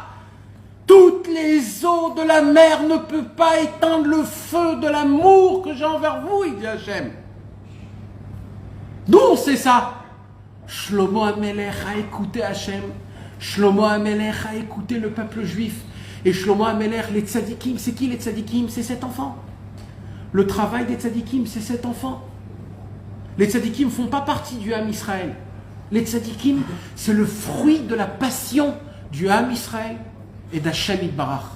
Et le travail des tzadikim, c'est de faire montrer l'amour que nous on a envers Hachem et que Hachem est là envers nous. Quand on lit Shir HaShirim, vous savez ce qui se passe? On arrête tout. Aucun ange a la possibilité d'accuser aucune accusation. Aucune accusation. Un homme, il a fait la plus grande faute au monde. Quand il lit Shir HaShirim et qu'il comprend ce qu'il a écrit, il n'y a rien au monde qui peut arrêter ce qu'il dit. Le ciel en entier, il s'éteint. Écoutez mes amis, ce que je vous dis, ce n'est pas des paroles que j'invente. Il faut que vous compreniez. Ouais, bien sûr qu'on peut le faire en français. Mais Vadaï, c'est 1 milliard de fois plus fort en hébreu. C'est 0 par rapport à l'hébreu. Mais pour comprendre, il faut le faire en français. Mais Vadaï, il faut le faire en français. Il faut le faire en français, il faut le faire en hébreu aussi. Il faut le faire en hébreu, les deux en même temps. Maintenant, écoutez bien les amis. C'est écrit. Je ne me rappelle plus si c'est le Al-Shir HaKadosh ou le Ramban qui dit dans l'Agdama du Pirouge de Shir HaShirim. C'est écrit comme ça. Quand un homme il dit Shir HaShirim, tellement c'est cher aux yeux d'Akadosh Baruch Hu, le cantique des cantiques, c'est que quand un juif il lit les cantiques des cantiques, il demande à tout le ciel, tout Pamali Hachel Mala, de se taire. Il y a ici en bas mon fils qui est en train de dire Shir HaShirim. Il me rappelle l'amour que j'ai envers le peuple juif. Il me déclare sa propre amour. Le Shir HaShirim, mes amis, le cantique des cantiques, Rabbeinu, il a dit, toutes les guérisons, ils sont dans le Shir HaShirim. Vous savez, Rabbeinu, il n'a pas écrit ici Mamash. Quand Rabbeinu, il écrit de cette manière-là, le dibour, c'est une klaliout. C'est-à-dire que quand Rabbeinu, c'est une généralisation, c'est-à-dire que quand Rabbeinu, il dit c'est une refoua, c'est matériellement et spirituellement. Les Shir HaShirim, dedans, il y a... Maintenant, écoutez bien ce que je vais vous raconter tout de suite là. Écoutez comment c'est puissant, mes amis, ce que je vais vous dire. Est-ce qu'on refoua chez les mains les Esther Bat Tzipora refoua chez les mains Esther Bat Tzipora refoua chez les mains, Bisrout Rabbeinu Akadosh, Bissim Nachman Ben, Rachel Léa, Dan Ben Chaim Elohim Nishma, Daniel Lévi, Nachon, Bevadaï. Comment t'as dit Esther Batodet, Shalom Ben Yehuda. Shalom Ben Yehuda. Et tous mes amis, tout l'Am Israël, refoua shlema, Bisrout Shir HaShirim, Bisrout Shlomo Amelech, Bisrout. Écoutez mes amis, écoutez ce que je vais vous dire. Maintenant, je vais vous dire, il y a un livre en entier qui s'appelle le Roker. Sefer HaRoker. Roker en hébreu, ça veut dire pharmacien. Infirmier.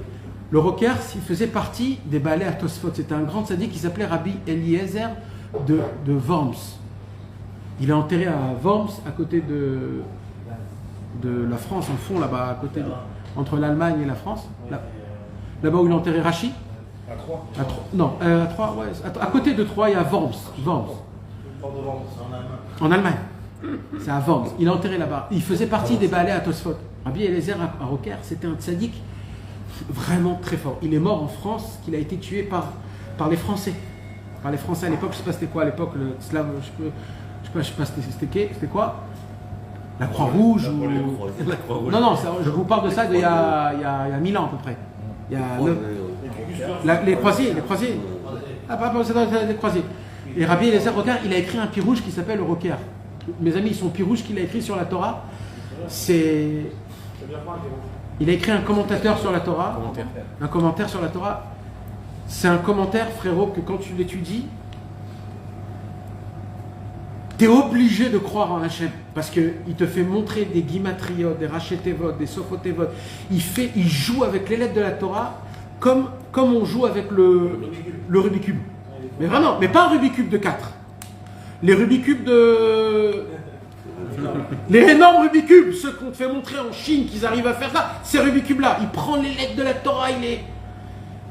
Et là, mes amis, il dit comme ça sur Shir HaShirim. Écoutez bien ce qu'il dit sur Shir HaShirim. Je vous dis un seul, parce qu'il a des centaines de Chidushim sur Shir HaShirim, mais je vous dis un seul. Il explique pourquoi il faut lire Shir HaShirim Erev Shabbat. Pourquoi il y a un minhag de lire Shir HaShirim Erev Shabbat. Vous êtes prêts à écouter, mes amis? D'accord. Alors, soyez avec moi et venez, on va faire des calculs. Plus cher.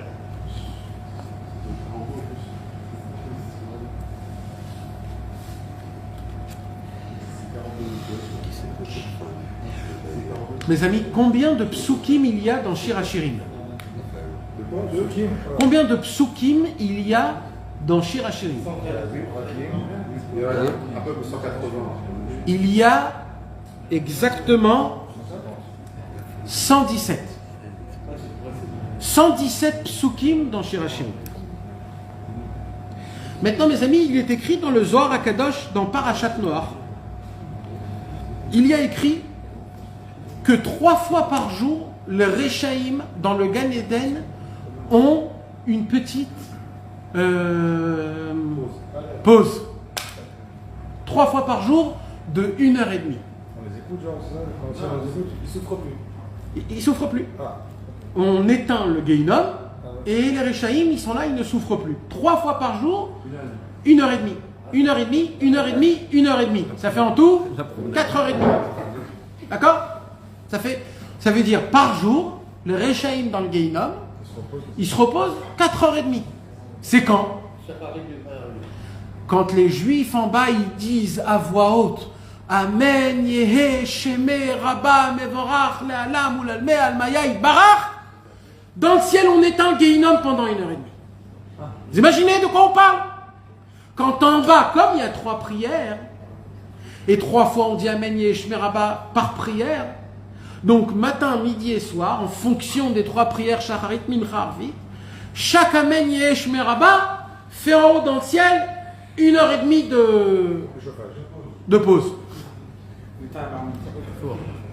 Il y a des endroits, tu vas dans le film de Rabbeinu ou chez Rabbi Shimon Bar Yochai, et c'est toute la journée, du début jusqu'à la fin. Oui, c'est une généralité, on te parle. Il y a des Shacharit, des Mitzvot toute la journée. Ouais. Maintenant, celui qui est makpid dans sa shmuel, c'est pas à tout le monde qu'on donne ça. On donne ça que à ceux que eux ils disaient Amen Yeshmer Rabba en bas. En fait, quand toi tu te dis Amen Yeshmer Rabba en fait, tu fais en sorte que ton Gehinom à toi, tu l'éteins pendant 1h30. Chaque Amen Yeshmer Rabba, tu l'éteins pendant 1h30. Tu comprends la puissance? Pourquoi c'est important de prier Béminyan? C'est très important de prier Béminyan. Tu éteins ton Gan Eden pour 1h30. Ton Gehinom, pardon. Donc, ça fait combien pour une journée, mes amis? 4h30.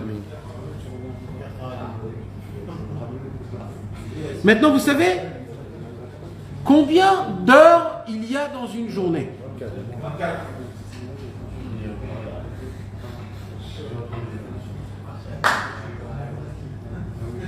Ah, pardon. Vous savez maintenant que pendant Shabbat, le Gehinom, il est éteint. Pour tout le monde. D'accord? Donc, venez, on récapitule. On a Shabbat et on a 4h30 dans la semaine. 4h30 dans la journée. Et par semaine, ça fait combien? Ça fait 27. Ça fait combien? 4,5 fois 6. 4,5 fois 6 27. 27. Plus 24. Donc, 27 heures par semaine, on est éteint. Maintenant, combien d'heures il y a dans une semaine? Non, mais t'as dit que Shabbat non plus, donc ça fait 27 plus 24. heures. Non, mais de base. Non. 24 heures fois 7 fois 7. Oui, de toute façon. Non, de 6 jours, pas de 7 jours. Parce qu'on a dit on enlève Shabbat. Donc ça fait 144. T'es bon, ouais, tu vois. Ouais, il est très bon l'iPhone. Donc en fait, dans une semaine, il y a 144 heures. D'accord? On enlève, par exemple, on a dit 27. Fais moins 27. 117. 117 psukim de Shirachirim. Ça veut dire quoi? Ça veut dire quoi? Ça veut dire qu'en fait, il nous reste, si on fait le compte, si tu enlèves Shabbat et tu enlèves toutes les fois qu'on fait Amen Yesh Meraba, il nous reste combien de temps de Gehinom on a dans la semaine? 117 heures. Tout celui qui fait Shirachirim, Erev Shabbat, 117 psukim, même ça il enlève tout le Gehinom de toute la semaine. Quand on fait Shirachirim tous les Erev Shabbat, dans le ciel on t'enlève ton Gehinom. C'est les 117 psukim, les 117 heures qui nous restent. Le vendredi avant l'entrée de Shabbat. Dès Chatzot Hayom, tu peux aller. Ils ont dû condenser là-bas. Dans la forêt, là où t'as envie, frère. Il n'y a pas plus haut, que... Hein? Ouais. Après le monde futur, Maintenant, ça c'est, admettons que le Gehinom, il est en haut. Mais si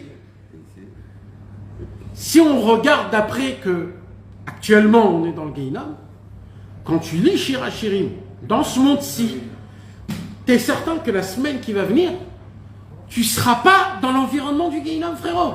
Tu vas vivre une autre étape que ton copain. C'est comme ça. C'est comme ça. Et ça, c'est le rocker qui a dit ça. T'as vu qu'il de base en ce moment dans la synagogue, le Shirachirim. Eh oui. Rabbi, dit de base, Eh oui. Ça, c'est les rabbins. Celui qui le base, je vais faire au doigt. Si tu veux le faire, tu le fais. Tu le fais avant. Il faut le chanter en vrai. Qu'est-ce qu'il y a, c'est dans la Shabbat? Moi, quand j'étais jeune, mon père a appris le Shirachirim par cœur avec la C'est pour ça que avec les Taramim. le chiot du rang. C'est pour ça que le général il veut faire avec ferveur. Eh oui, il y a écrit Bechol Kocho, de toute force. Toute force. Maintenant, mes amis, écoutez bien encore une chose, mes amis. Très important. On va étudier maintenant la Torah du Likutei Moharan. Torah numéro 243. 243. Vous êtes Razak. Resh Mem Gimel, Likutei Moharan. Un jour, un homme est venu chez Rabbi Nachman. Il est venu chez Rabbi Nachman et il a dit, Rabbi Nachman, est-ce que ça serait possible qu'il existe un tzaddik, un vrai grand tzaddik, mais que je vois rien de cet homme. Je vois pas que c'est un tzaddik. Il prie normalement. Qui a demandé ça? Un homme a demandé à Rabbeinu, est-ce que un tzaddik c'est obligé que je vois qu'il est tzaddik? Il prie avec ferveur, il jeûne, il pleure, ou alors, ça se pourrait qu'il y ait des tzaddikim qu'on ne voit absolument rien. Limite, hein? Alors, c'est vrai, il y a des tzaddiks cachés, mais des fois le tzaddik caché, tu vois quand il pleure, il fait chatzot, tu vois, il fait des petites mitzvot à droite à gauche, il fait des tzedakot, mais est-ce que maintenant si je vois quelqu'un qui s'assoit... Ça paraît normal. Un exemple, d'accord? Un jour quelqu'un est venu, il a vu Rabbi Levi Yitzhak de Berdichov avant Shacharit, avec le talit et les tefilin, rentrer dans le mitbar, comment on dit le mitbar? La cuisine. Il rentrait dans la cuisine et parlait avec les femmes qui étaient en train de cuisiner. Avant Shacharit, avec le talit et les tefilin, avant de faire Kriyat Shema. Normalement, on ne doit pas parler. À plus forte raison avec tefilin. À plus forte raison avec des femmes, et surtout pas de bouffe. Rabbi Levi Yitzhak de Berdichov, que Rabbeinu il l'a dit, c'est la splendeur du monde. Rabbi Levi Yitzhak, avec les tefilin, quand tu n'as rien à faire, tu vas parler avec des femmes, qu'est-ce que vous faites à manger aujourd'hui? Avant Shacharit, mais de quoi on parle? Donc imagine-toi, tu vois un truc comme ça, tu dis, lui, c'est certain que c'est un rachat. C'est pas un tzaddik, je l'ai vu de mes propres yeux. Mais en vérité, mes amis, il faisait des yichoudim et des ivugim en parlant. Comme lui, il ne faisait pas des yichoudim comme les grands Mekoubal d'aujourd'hui, parce qu'il n'était pas... Alors lui, il faisait des yichoudim d'un niveau pachout. Dans les mots, lui, il parlait de la viande et du poulet... Mais en fait, il parlait d'autre chose, c'était des autres choses. Et avec la conversation, comment il parlait, il était en train de faire tous les mondes célestes en haut. C'était connu des chassidim. Tous les élèves du Baal Shem Tov, comme ça, ils faisaient. Ils parlaient avec des gens simples. Eux, ils ne savaient pas qu'en fait, il était en train de parler avec la Neshama du monsieur. Lui, il croit qu'il lui parlait de où tu étudies, où tu apprends. Mais en fait, il est en train de lui réparer sa Neshama, Comme Rabbi Israël. Rabbi Israël, il faisait comme ça. Rabbi Israël, il te parlait des fois. Tu posais une question, il te répondait quelque chose d'autre. Alors tu répétais la question. Un jour, mon père, il est venu. Il a posé la question. D'après quel halachot il faut aller? Quel halachot? Il y a le Ben Ishra, il y a le Kaf HaChaim, il y a le Rav Ovadia Yosef, il y a les Ashkenazim, il y a les Temanim, il y a les Chassidim. C'est quoi le chemin droit qu'il faut prendre pour étudier la halacha? Et Rabbi Israël, il écoute comme ça, et il dit Ashrenu, combien on doit être heureux, on a Rabbeinu Akadosh, le Likutei Moharan, le Likutei Etzot. Tu sais ce que c'est le Likutei Etzot? C'est les conseils qui est pris du Likutei Moharan. Qu'est-ce qu'on pourrait faire sans le Likutei Moharan, sans le Likutei Etzot? Et comme ça, Rabbi Israël, il parle pendant 20 minutes et il répond pas. Alors mon père, il dit bon, peut-être qu'il a mal entendu. Alors il se rapproche après 20 minutes et il dit Rabbi Israël, Eze Alacha, Eze Posek, c'est quoi le Posek? Et Rabbi Israël, il continue dans sa conversation. Il continue la conversation, donc mon père, il n'a pas insisté. Et il est rentré sur la maison en se disant, il n'a pas répondu. Mais non, la beauté, c'est quoi? C'est que quand mon père est parti, c'est à ce moment-là même qu'il a répondu la réponse. C'est-à-dire quand mon père n'était pas là. Et le mazal, c'est quoi? C'est que cette sira, elle a été moucletette, elle a été enregistrée, donc c'est pour ça qu'on connaît toute cette conversation. Mais mon père, pendant des années, il me disait, je comprends pas, c'est quoi le lien?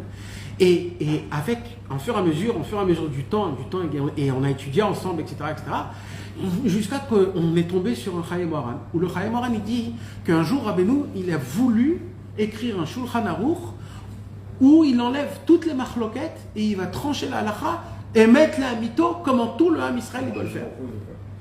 C'est super beau, c'est super classe, c'est comme ça qu'il faut. Et Rabbeinu, un jour, Rabbi Nathan, il dit, Rabbeinu, tu te rappelles, t'as dit que tu voulais écrire un Shulchan Aruch, nous? Rabbeinu, il a dit, maintenant qu'il y a le Likutei Moharan, il n'y a plus besoin. Ça veut dire quoi? Alors on ne sait pas ce que ça veut dire, mais ça voudrait dire quoi aussi? Ça voudrait dire quoi? C'est que, en vérité, nous, on croit qu'en connaissant la halacha authentique, c'est comme ça qu'on va servir Hachem et Hachem va avoir plaisir de nous. Mais non. En vérité, c'est comment qu'Hachem il a plaisir de nous. Et c'est comment qu'on atteint notre but dans ce monde-ci. C'est combien d'émouna j'ai, combien je m'adresse à Hachem, combien je pense à lui, combien je prie à Kadosh Baruch Hu, combien il est dans mon cœur, combien je vis la prière, comment je suis Bessimcha même que j'ai des problèmes, que quand je comprends rien ce qui se passe à droite et à gauche, j'ai quand même confiance en Akadosh Baruch Hu, que c'est lui le maître du monde, et que tout ce qu'il fait c'est pour le bien, et que tout ce qu'il fait c'est le émettre, la miteux, et que c'est comme ça que ça doit être. C'est ça le vrai juif. Bien sûr qu'il faut appliquer la halacha, mais il ne faut pas s'arrêter à la halacha. La halacha, c'est juste des conseils. C'est pas juste Chas v'Shalom. La halacha, c'est la base. Mais il faut savoir qu'il ne faut pas s'arrêter à ça. Il y a dans la halacha la pnimiyut de la halacha. Qu'est-ce qu'il a fait Rabbi Nathan? Il a écrit le Likutei Halachot. C'est quoi le Likutei Halachot? Il nous a fait montrer que dans la halacha, il y a la neshama de la halacha. C'est quoi la neshama de la halacha? C'est tout ce qui se cache derrière. C'est les 8 tomes, les 3000 pages de Likutei Halachot que Rabbi Nathan a craché du sang, qu'il a écrit en prison, qu'il a écrit quand il était pulsé de sa chaise chez lui à la maison. Pulsé, on dit? Expulsé de chez lui à la maison. Et ainsi de suite, et ainsi de suite. Rabbi Nathan en voyage, en calèche, en cheval, d'un endroit à un endroit, il était là en train d'écrire la neshama de la halacha, de la Torah. Et nous, en tant que Français, qu'on n'a rien de spiritualité, on veut s'attraper à quelque chose. Alors sur quoi on s'attrape? Sur les extérieurs, sur les choses qui sont extérieures. Alors, d'après le Kaf HaChaim, il dit comme ça, et le Ben Ishraï. Donc le Rav Ovadia, il dit, donc, moi je crois, mais, toi tu vas d'après lui? Ah oui. D'après le Roche, si le Bach, il dit que, mais qu'est-ce que tu es en train de me faire là? C'est pas ça la Torah de Moshe Rabbeinu. La Torah de Moshe Rabbeinu, on a dit que c'est un chant. C'est un chant, V'atakitvu lachem et Ashira Azot. Ashira Azot. On doit... Vous savez, c'est quoi le but d'un homme? C'est qu'à la fin de sa vie, c'est ce que je vous ai dit l'année dernière, mes amis. C'est quoi le but d'un homme? Le but d'un homme, c'est que 1 minute avant de mourir, un homme, il dit Odou l'Adonai kitov ki leolam chasdo. Si un homme il arrive à dire ça 1 minute avant de mourir, il a tout fait né dans ce monde. Parce qu'il est Mekabel, il accepte tout ce que Hachem il a fait. Et tu dis Odou la Hachem, Odou c'est Oda, c'est un Shevar, c'est un shir, c'est un chant. Le but de tout, c'est qu'on puisse arriver à chanter Hachem. Mes amis, il y a une Gemara dans Masechet Ta'anit. Une Gemara dans Masechet Ta'anit. La Gemara dans Masechet Ta'anit pose une question, waouh, une question vraiment waouh. Qu'est-ce qui va se passer après tout? Après tout. Mashiach, Olam Haba, Latid Lavo. Après le 8e, 9e et 10e millénaire. On va chanter. Qu'est-ce qui va se passer après? Vous savez ce qu'il y a écrit? Il y a écrit: nous on fera une ronde et Hachem dansera dans la ronde jusqu'à la fin de la fin. Il n'y a pas de fin. C'est comme ça que ça va être. Maintenant on ne comprend pas ce que ça veut dire. Mais vous comprenez que quand on chante et on danse, on est dans le but du but. On est dans le niveau le plus élevé possible. On fera une ronde où Hachem sera au centre et il dansera. C'est tout. Et vous savez, et on dira, et qu'est-ce qu'on dira?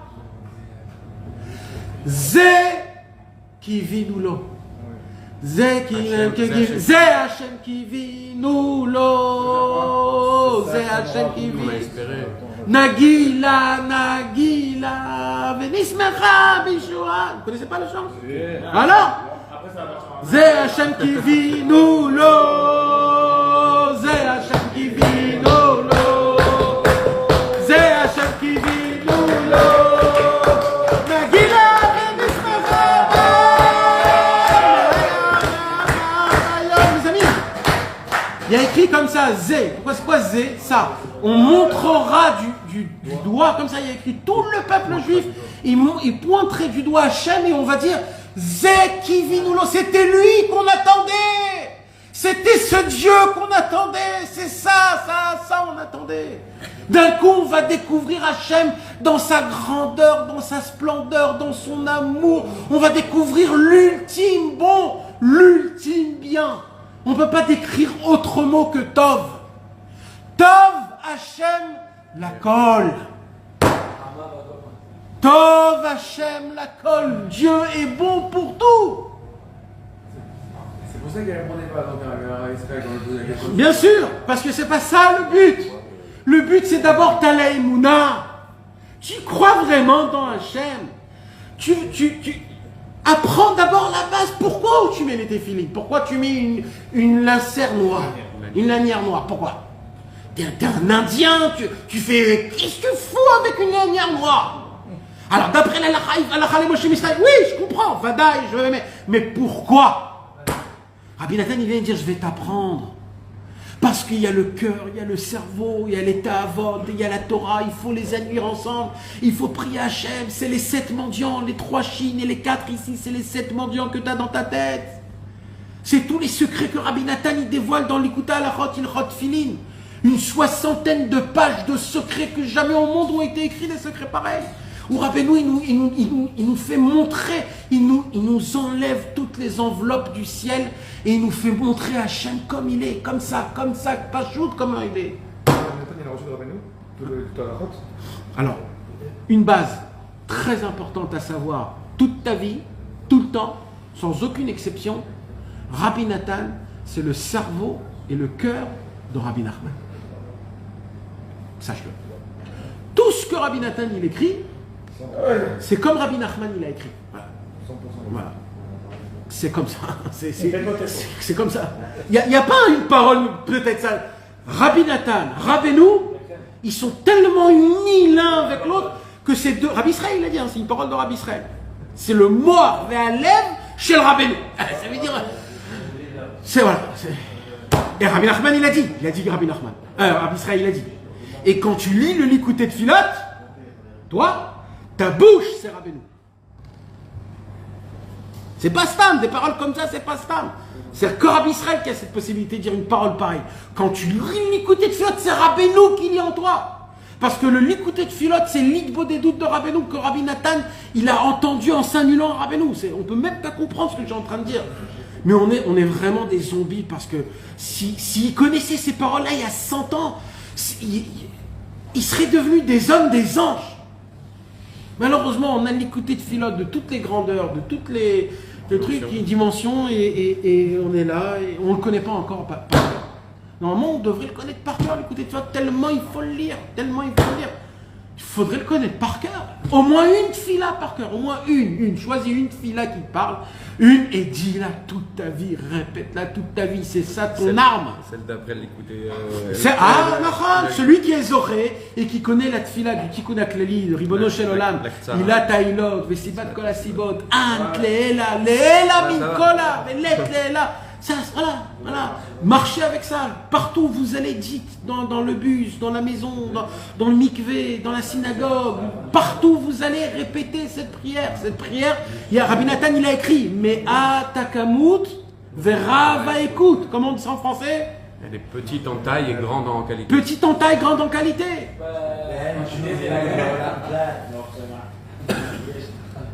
Vesken achazot benoam Adonai ulvaker bechalo. Eh oui, ulvaker bechalo c'est Rabbeinu, qu'on puisse être dans le echal de Rabbeinu, l'evaker bechalo. C'est ça qu'il faut avoir la kavana. Et ça, mes amis, quand on a ça, on est vivant, on respire, on est là, Maintenant, écoutez, maintenant je viens au sikoum. Jusqu'à maintenant, c'était comme ça, Maintenant, on revient sur Terre, d'accord? C'est quoi le dixième chant? Ah, bonne question, personne ne m'a posé cette question. Où est le 10e chant? Alors, le 10e chant, c'est Na na na na na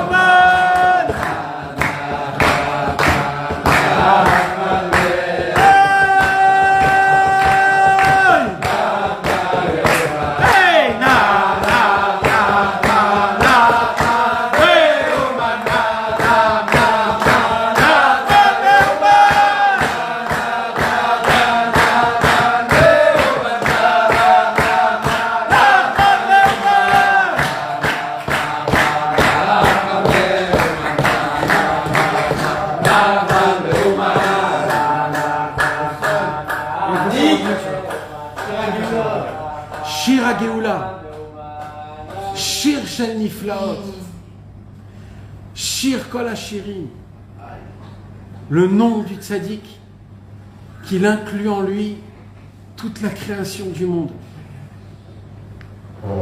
La Gemara, elle dit Kol haolam lo nivra letzavot ela leze. Les gens ils ne croient pas quand je dis ça. Elle a lésé quoi? Elle a lésé, ça s'arrête là. Ça veut dire quoi? Kol haolam lo nivra, c'est une Gemara, hein. Encore une fois mes amis, quand la Gemara elle parle de quelque chose, mes amis, il n'y a pas de c'était à l'époque ou c'est plus aujourd'hui comme ça. La Gemara, c'est la Torah chez Baal Pé. D'accord? C'est Halakha le Moshe Missinaï. La Gemara, c'est écrit, c'est dans le ciel, c'est un feu qui écrit ça. La Gemara, elle nous dit Kol haolam lo nivra. Le monde, il a été créé que pour une seule chose. Voilà. Il y a des arbres, il y a des vaches, il y a des crocodiles, il y a des rhinocéros, il y a des moustiques, il y a Saturne, il y a Jupiter, d'accord? C'est beaucoup de choses tout ça, il y a des fraises, il y a des oranges, des mangues, c'est beaucoup de choses tout ça. Tout ça a été créé pour une chose. Une chose. C'est la Gemara, hein, la Gemara. Kol haolam lo nivra ela letzavot leze. C'est quoi tzavot, letzavet? Tsevet, ça vient du mot, comment on dit Tsevet? Tsevet, c'est une équipe. Ça veut dire, Hachem, en fait, il a voulu créer le monde que pour un seul homme. Mais un homme tout seul dans le monde, il va faire quoi? Il va s'ennuyer, le monsieur. Alors, il faut un petit peu de... Ouais, alors il a créé des êtres humains, il a créé des animaux, il a créé des arbres, il a créé des étoiles. Maintenant, les êtres humains, chacun, ils croient que le monde, il est pour moi. Mais en vérité, tous... c'est des copies, tu sais, c'est des photocopieuses, c'est des duplications. Et tout le monde a été créé pour une seule chose. Quand l'onivra est là, les tzavot, les est. Pour ça, pour qui? Le monde a été créé pour une personne. Une seule personne. Alors la Gemara, elle dit pour qui? Alors la Gemara, elle commence à rapporter des psukim. Peut-être ça, peut-être ça, peut-être ça, peut-être ça, peut-être ça, peut-être ça. La Gemara, en fin de compte, elle dit non. Et là, il vient Rav Nachman, Bar Yitzchak. Kol haolam lo nivra ela letzavot leze sheneemar. Vetzadik be'emunato yichyeh, tzadik yesod olam. Il y a un seul tzadik dans le monde, que pour ce tzadik-là, Dieu a créé le monde en entier et tout ce qui se passe là-bas. C'est que pour le tzadik. Le monde a été créé que pour le tzadik. Que pour le tzadik. Et ça, celui qui veut le voir, c'est écrit dans la Gemara. C'est écrit dans la Hagdama du Rambam des Mishnayot, mes amis. C'est très important, s'il existe en français, de lire le préface des Mishnayot du Rambam. Si vous l'avez en français, c'est énorme. Parce que quand vous m'entendez là, les gens qui vont dire ouais, c'est normal qu'ils parlent comme ça, c'est un Breslev, et les Breslev ils parlent comme ça. Mais le Rambam, c'était pas un Breslev. Alors allez voir le Rambam, et le Rambam, il dit des choses encore plus graves que moi. C'est-à-dire, le Rambam, il pose ma bâche de vraies questions. Il dit Bichlal, pourquoi les êtres humains, ils existent? Après, il dit pourquoi les goïms, ils existent. Après, il dit pourquoi les hommes imbéciles existent. Mais le Rambam ne trouve aucune justification à un mec qui est passage, qui n'est pas intelligent. Et Bassof, il dit en fin de compte, j'arrive au point que personne ne doit être dans ce monde en fait. Il dit, il y a un seul homme dans le monde qui va arriver à un point de sagesse le plus ultime et que pour lui, le monde a été créé. Alors Rabbi Nathan, 2 secondes. Pardon? Qui? Le Rambam? Peut-être c'est une autre chose. Là-bas, il parle. C'est comme ça, ça reste comme ça. C'est comme ça que ça.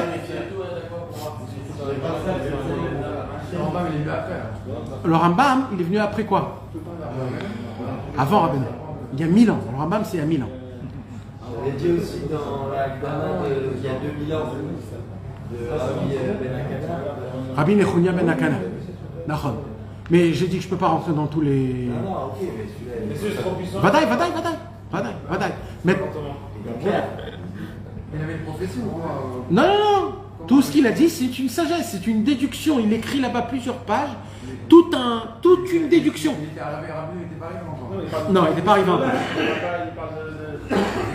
Non, il dit pas non, mais il dit ça, il va exister un tzaddik.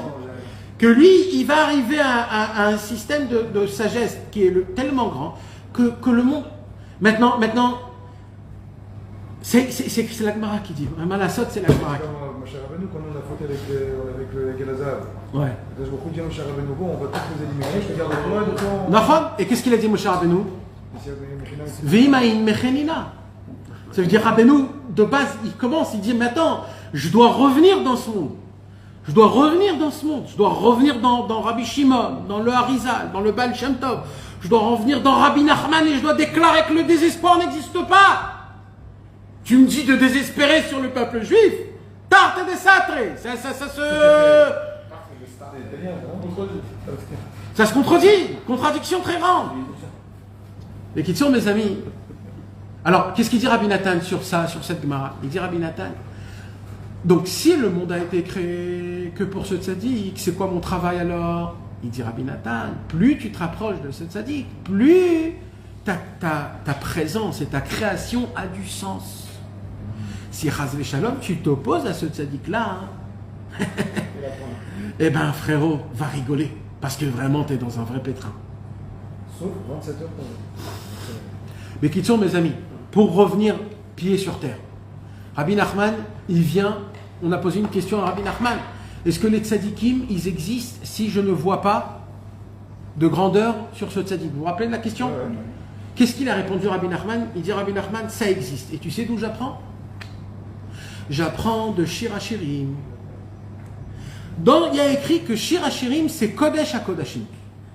Kodesh HaKodashim, c'est la Mishnah qui dit ça. Dans ma Masechet Mikvot ou Kelim, la Mishnah, elle dit Shir HaShirim, Kodesh Kodashim. C'est quoi Kodesh Kodashim? C'est le Saint des Saints, c'est l'endroit du Beth Amikdash que même le Kohen Gadol ne pouvait pas rentrer quand il voulait. Le Kohen Gadol, il pouvait rentrer qu'une fois dans l'année et qu'à un seul moment, à Kippour, il pouvait rentrer dans le Kodesh HaKodashim. Shir HaShirim, c'est Kodesh HaKodashim. Ça veut dire, c'est l'endroit, c'est la Deila. C'est ce qu'un marié dit à son épouse dans le cheder à Yichud. Il lui dit, ma femme, t'es mon amour, t'es mes yeux, t'es mon cœur, t'es ma demi, je t'adore, je t'aime. Ça, c'est Shir HaShirim. Quand on dit Shir HaShirim, c'est ce qu'on dit. Alors, Rabbeinu, il dit, mais quand on ouvre Shir HaShirim, on voit quelque chose de très grave. On voit qu'il n'y a pas un seul mot Kadosh dans tout Shir HaShirim. Pas de nom de Dieu. Il n'y a pas de nom de Dieu. Il n'y a pas le mot Kadosh, Tahor, Tzadik, Chassid, Emouna, Ira. Tout ce qu'on retrouve dans les Tehillim, il n'y a pas. Par contre, on trouve amour, bisous, baiser, ouais, tout le reste que je ne peux pas de mentionner pour votre respect. Mais il y a écrit là-bas tout ce que... L'intimité. Toute l'intimité possible entre un homme et une femme. T'appelles ça Kodesh Kodashim? Mais moi j'appelle ça Chas V'Shalom un autre truc. C'est comment ils appellent ça, des livres de... À l'époque ils écrivaient des livres de romance, ou je sais pas comment ils disent ça. C'est pas du tout Kadosh. Il dit Rabbi Nachman, eh oui. C'est justement dans les endroits où tu ne vois rien, qui se cache le maximum. Et il dit Rabbi Nachman, et moi, j'ai pris Shir HaShirim comme exemple pour réparer l'humanité, en commençant par les personnes les plus lointaines, que tu ne vois rien en eux. Pour moi, c'est eux les tzadikim. Pour Rabbeinu, les tzadikim, c'est nous. Ceux qu'on voit rien d'eux, qu'on parle de foot et de bêtises comme ça toute la journée. C'est pour Rabbeinu, c'est nous les tzadikim. Tu sais pourquoi? Parce que de la même façon que Shir HaShirim, il n'y a aucune parole de Gdusha. Mais c'est ça le Kodesh HaKodashim. De la même façon, un juif, quand tu vois un juif et tu trouves rien en lui, rien de beau, de bien, c'est Shir HaShirim, c'est le Kodesh HaKodashim, les cantiques des cantiques. Il dit Rabbeinu, je commencerai par eux à réparer l'humanité. Pas par les autres qui ont beaucoup de Gdusha et beaucoup d'Avodat Hashem. Le plus haut qu'il a dévoilé, c'est Sipur et Massiot. Sipur et Massiot, exactement. Et la preuve, voilà, Féméon, la preuve de Rabbeinu, c'est quoi? Le livre le plus élevé de Rabbeinu, c'est quoi? Sipur et Massiot, les contes de Rabbi Nachman. Les contes de Rabbi Nachman, mes amis, vous savez ce qu'il y a écrit dans les contes de Rabbi Nachman? Je ne sais pas s'ils l'ont mis en français, mais en yiddish, avant, il y a une itnatzlut. Je ne sais pas comment on dit. Il y a une excuse. Rabbeinu s'excuse. Il dit, je demande pardon que j'écris un livre qui n'est pas habituel dans le monde orthodoxe, où je vais raconter des histoires que pas toujours ça va aller avec la halacha, ou des fois ça va être contre la Torah, mais c'est une histoire, il dit Rabbi Nachman. Prenez ça au degré élevé, pas au premier degré. Au deuxième degré. Tu t'imagines que Rabbeinu, il doit faire une natzlut, comme on dit, une excuse. Et là-bas, par exemple, Rabbeinu, il raconte l'histoire des enfants échangés. Vous vous rappelez des enfants échangés? Il y a un moment où les enfants échangés, après ils sont mariés, etc., etc. Il y a un moment où le fils de la servante, le vrai fils de la servante, qu'il est en fait le roi, il entend que tout le monde parle qu'on a échangé les enfants. Et il se dit, mais c'est pas possible, tout le monde croit qu'en fait que... Et là, il ne peut pas supporter. Qu'est-ce qu'il fait? Non, il prend le vrai fils du roi, qui est le fils de la servante, et il lui dit, je peux pas te tuer parce que t'es mon copain et t'as rien fait, alors je vais t'envoyer à Zimbabwe, je sais pas où. Et lui, il se retrouve à Zimbabwe, et il se dit, mais mamma mia. Il dit, mais qu'est-ce que j'ai fait de mal, moi? Qu'est-ce que j'ai fait de mal? J'ai rien fait, on m'envoie. Et si c'est vrai que je suis le fils du roi, c'est comme ça que je dois vivre. Et il dit Rabbeinu, et il s'est mis à boire, et il s'est mis à fréquenter les maisons clos. Normalement, ça se dit pas. Ça se dit pas. Mais Rabbeinu, il est émet. Rabbeinu, il dit la vérité. Rabbeinu, il dit qu'est-ce qui se passe quand un homme, chas v'shalom, il oublie qui il est. Est-ce qu'il est un fils d'un roi ou est-ce qu'il est le fils de la servante? Il oublie qui il est. Alors malheureusement, on arrive à des endroits comme ça. Rabbeinu, il raconte encore des choses là-bas comme ça, dans le Tzipor Mazot, qui sont un peu délire. Mais Rabbeinu, il dit, c'est parce que justement, c'est là-bas qu'il y a l'Akdoucha la plus grande. Mes amis, quand on se voit et on se dit, j'ai rien fait de bien aujourd'hui, j'ai raté mes tefs, j'ai pas fait Mincha Arvit, j'ai pas fait Kriyat Shema, j'ai vu une quantité énorme de choses qu'il faut pas voir. 5h30, j'ai joué des bêtises sur Facebook et je sais pas où. J'ai vu des choses sur TikTok, rien à foutre, et ça n'arrête pas, et je suis là, et je me mets dans mon lit comme ça à dormir, et je dis, mais j'ai foutu quoi aujourd'hui? J'ai foutu quoi? Même toi, tu te dis, j'ai rien foutu. Eh bien, dis-toi qu'il y a maintenant un nouveau travail pour Rabbi Nachman de te regarder et de te découvrir combien tu as un Kodesh Kodashim, pas un Kodesh, Kodesh Kodashim. Et toi, tu dois avoir la Emouna dans Rabbeinu. Que Rabbeinu, il te dit sur toi que tu as un Kodesh. Tu dois avoir la Emouna que tu as un Kodesh. En sachant que tu pues des pieds, tu dois être Kodesh Kodashim. En sachant que sans les tzadikim, tu vaux même pas la poussière des pieds. Mais si tu te rapproches des tzadikim, là, tu es le nain qui est sur les épaules du géant. On est des nains, les gars. Ne croyez pas, parce que des fois, on oublie qu'on est des nains. Parce que Rabbeinu nous met sur ses épaules. Quand on est les épaules de Rabbeinu, on voit tout de haut. On n'a peur de rien. Il y a des chiens qui nous aboient, on prend des pierres, on l'écrase et tout. Mais il y a un moment où le tzaddik dit, oh, tu fous quoi là? Et là il dit, bah tu redescends, et là d'un coup tu vois le chien, il est encore plus gros que toi, et tu te dis, mais il m'arrive quoi? Ah, tu comprends? Attache-toi à moi, et tu dis mes livres, voyage à Ouman, même s'il y a la guerre, n'aie pas peur, sois un guerrier. Il faut en parler, il faut pas avoir peur, aujourd'hui on est, limite, on dit pardon aux gens qu'on voyage à Ouman, limite. On doit expliquer aux gens pourquoi on doit voyager à Ouman, mais... Laissez-moi tranquille, moi je veux vivre ma vie, laissez-moi tranquille. Je suis malade de ma neshama, j'ai besoin qu'on me répare ma neshama. J'ai un docteur qui me répare ma neshama, il n'y a personne d'autre qui est venu et qui m'a dit je suis prêt à prendre toute ta merde et je vais te rendre beau. Personne m'a dit ça. Alors il y en a un qui me dit ça, qu'est-ce que tu vas me casser la tête? Et ça, il faut s'en rappeler, mes amis, il faut se prendre en main. Et comment on se prend en main entre Chaverim, avec les Chaverim? On doit se renforcer l'un avec l'autre, on doit s'entraider l'un avec l'autre, on doit se prendre les coudes et se maintenir l'un avec l'autre, prier l'un avec l'autre, avoir la simcha l'un avec l'autre, mes amis. Vous savez, une ronde pour danser, il faut être deux. Il faut être deux. Il ne faut pas être 15. Il suffit que tu vois un petit ravers, tu vois David dehors, tu dis David, t'as fait un petit ricoude aujourd'hui? Viens, on fait un petit ricoude. Même dehors. C'était comme ça à l'époque, mes amis. C'était comme ça à l'époque à Paris, je me rappelle, c'était comme ça à Paris dans le 19e. Il y a 30 ans, on nous regardait pour des malades mentales, même le mot Breslev n'existait pas. On faisait des ronds dehors, là-bas. La Belleville, vraiment, ma vache. Mes amis, on le faisait à l'époque, on ne va pas le faire ici en Israël, on est là, on a des kippotes blanches. On est des stars aujourd'hui, tout le monde veut Breslev.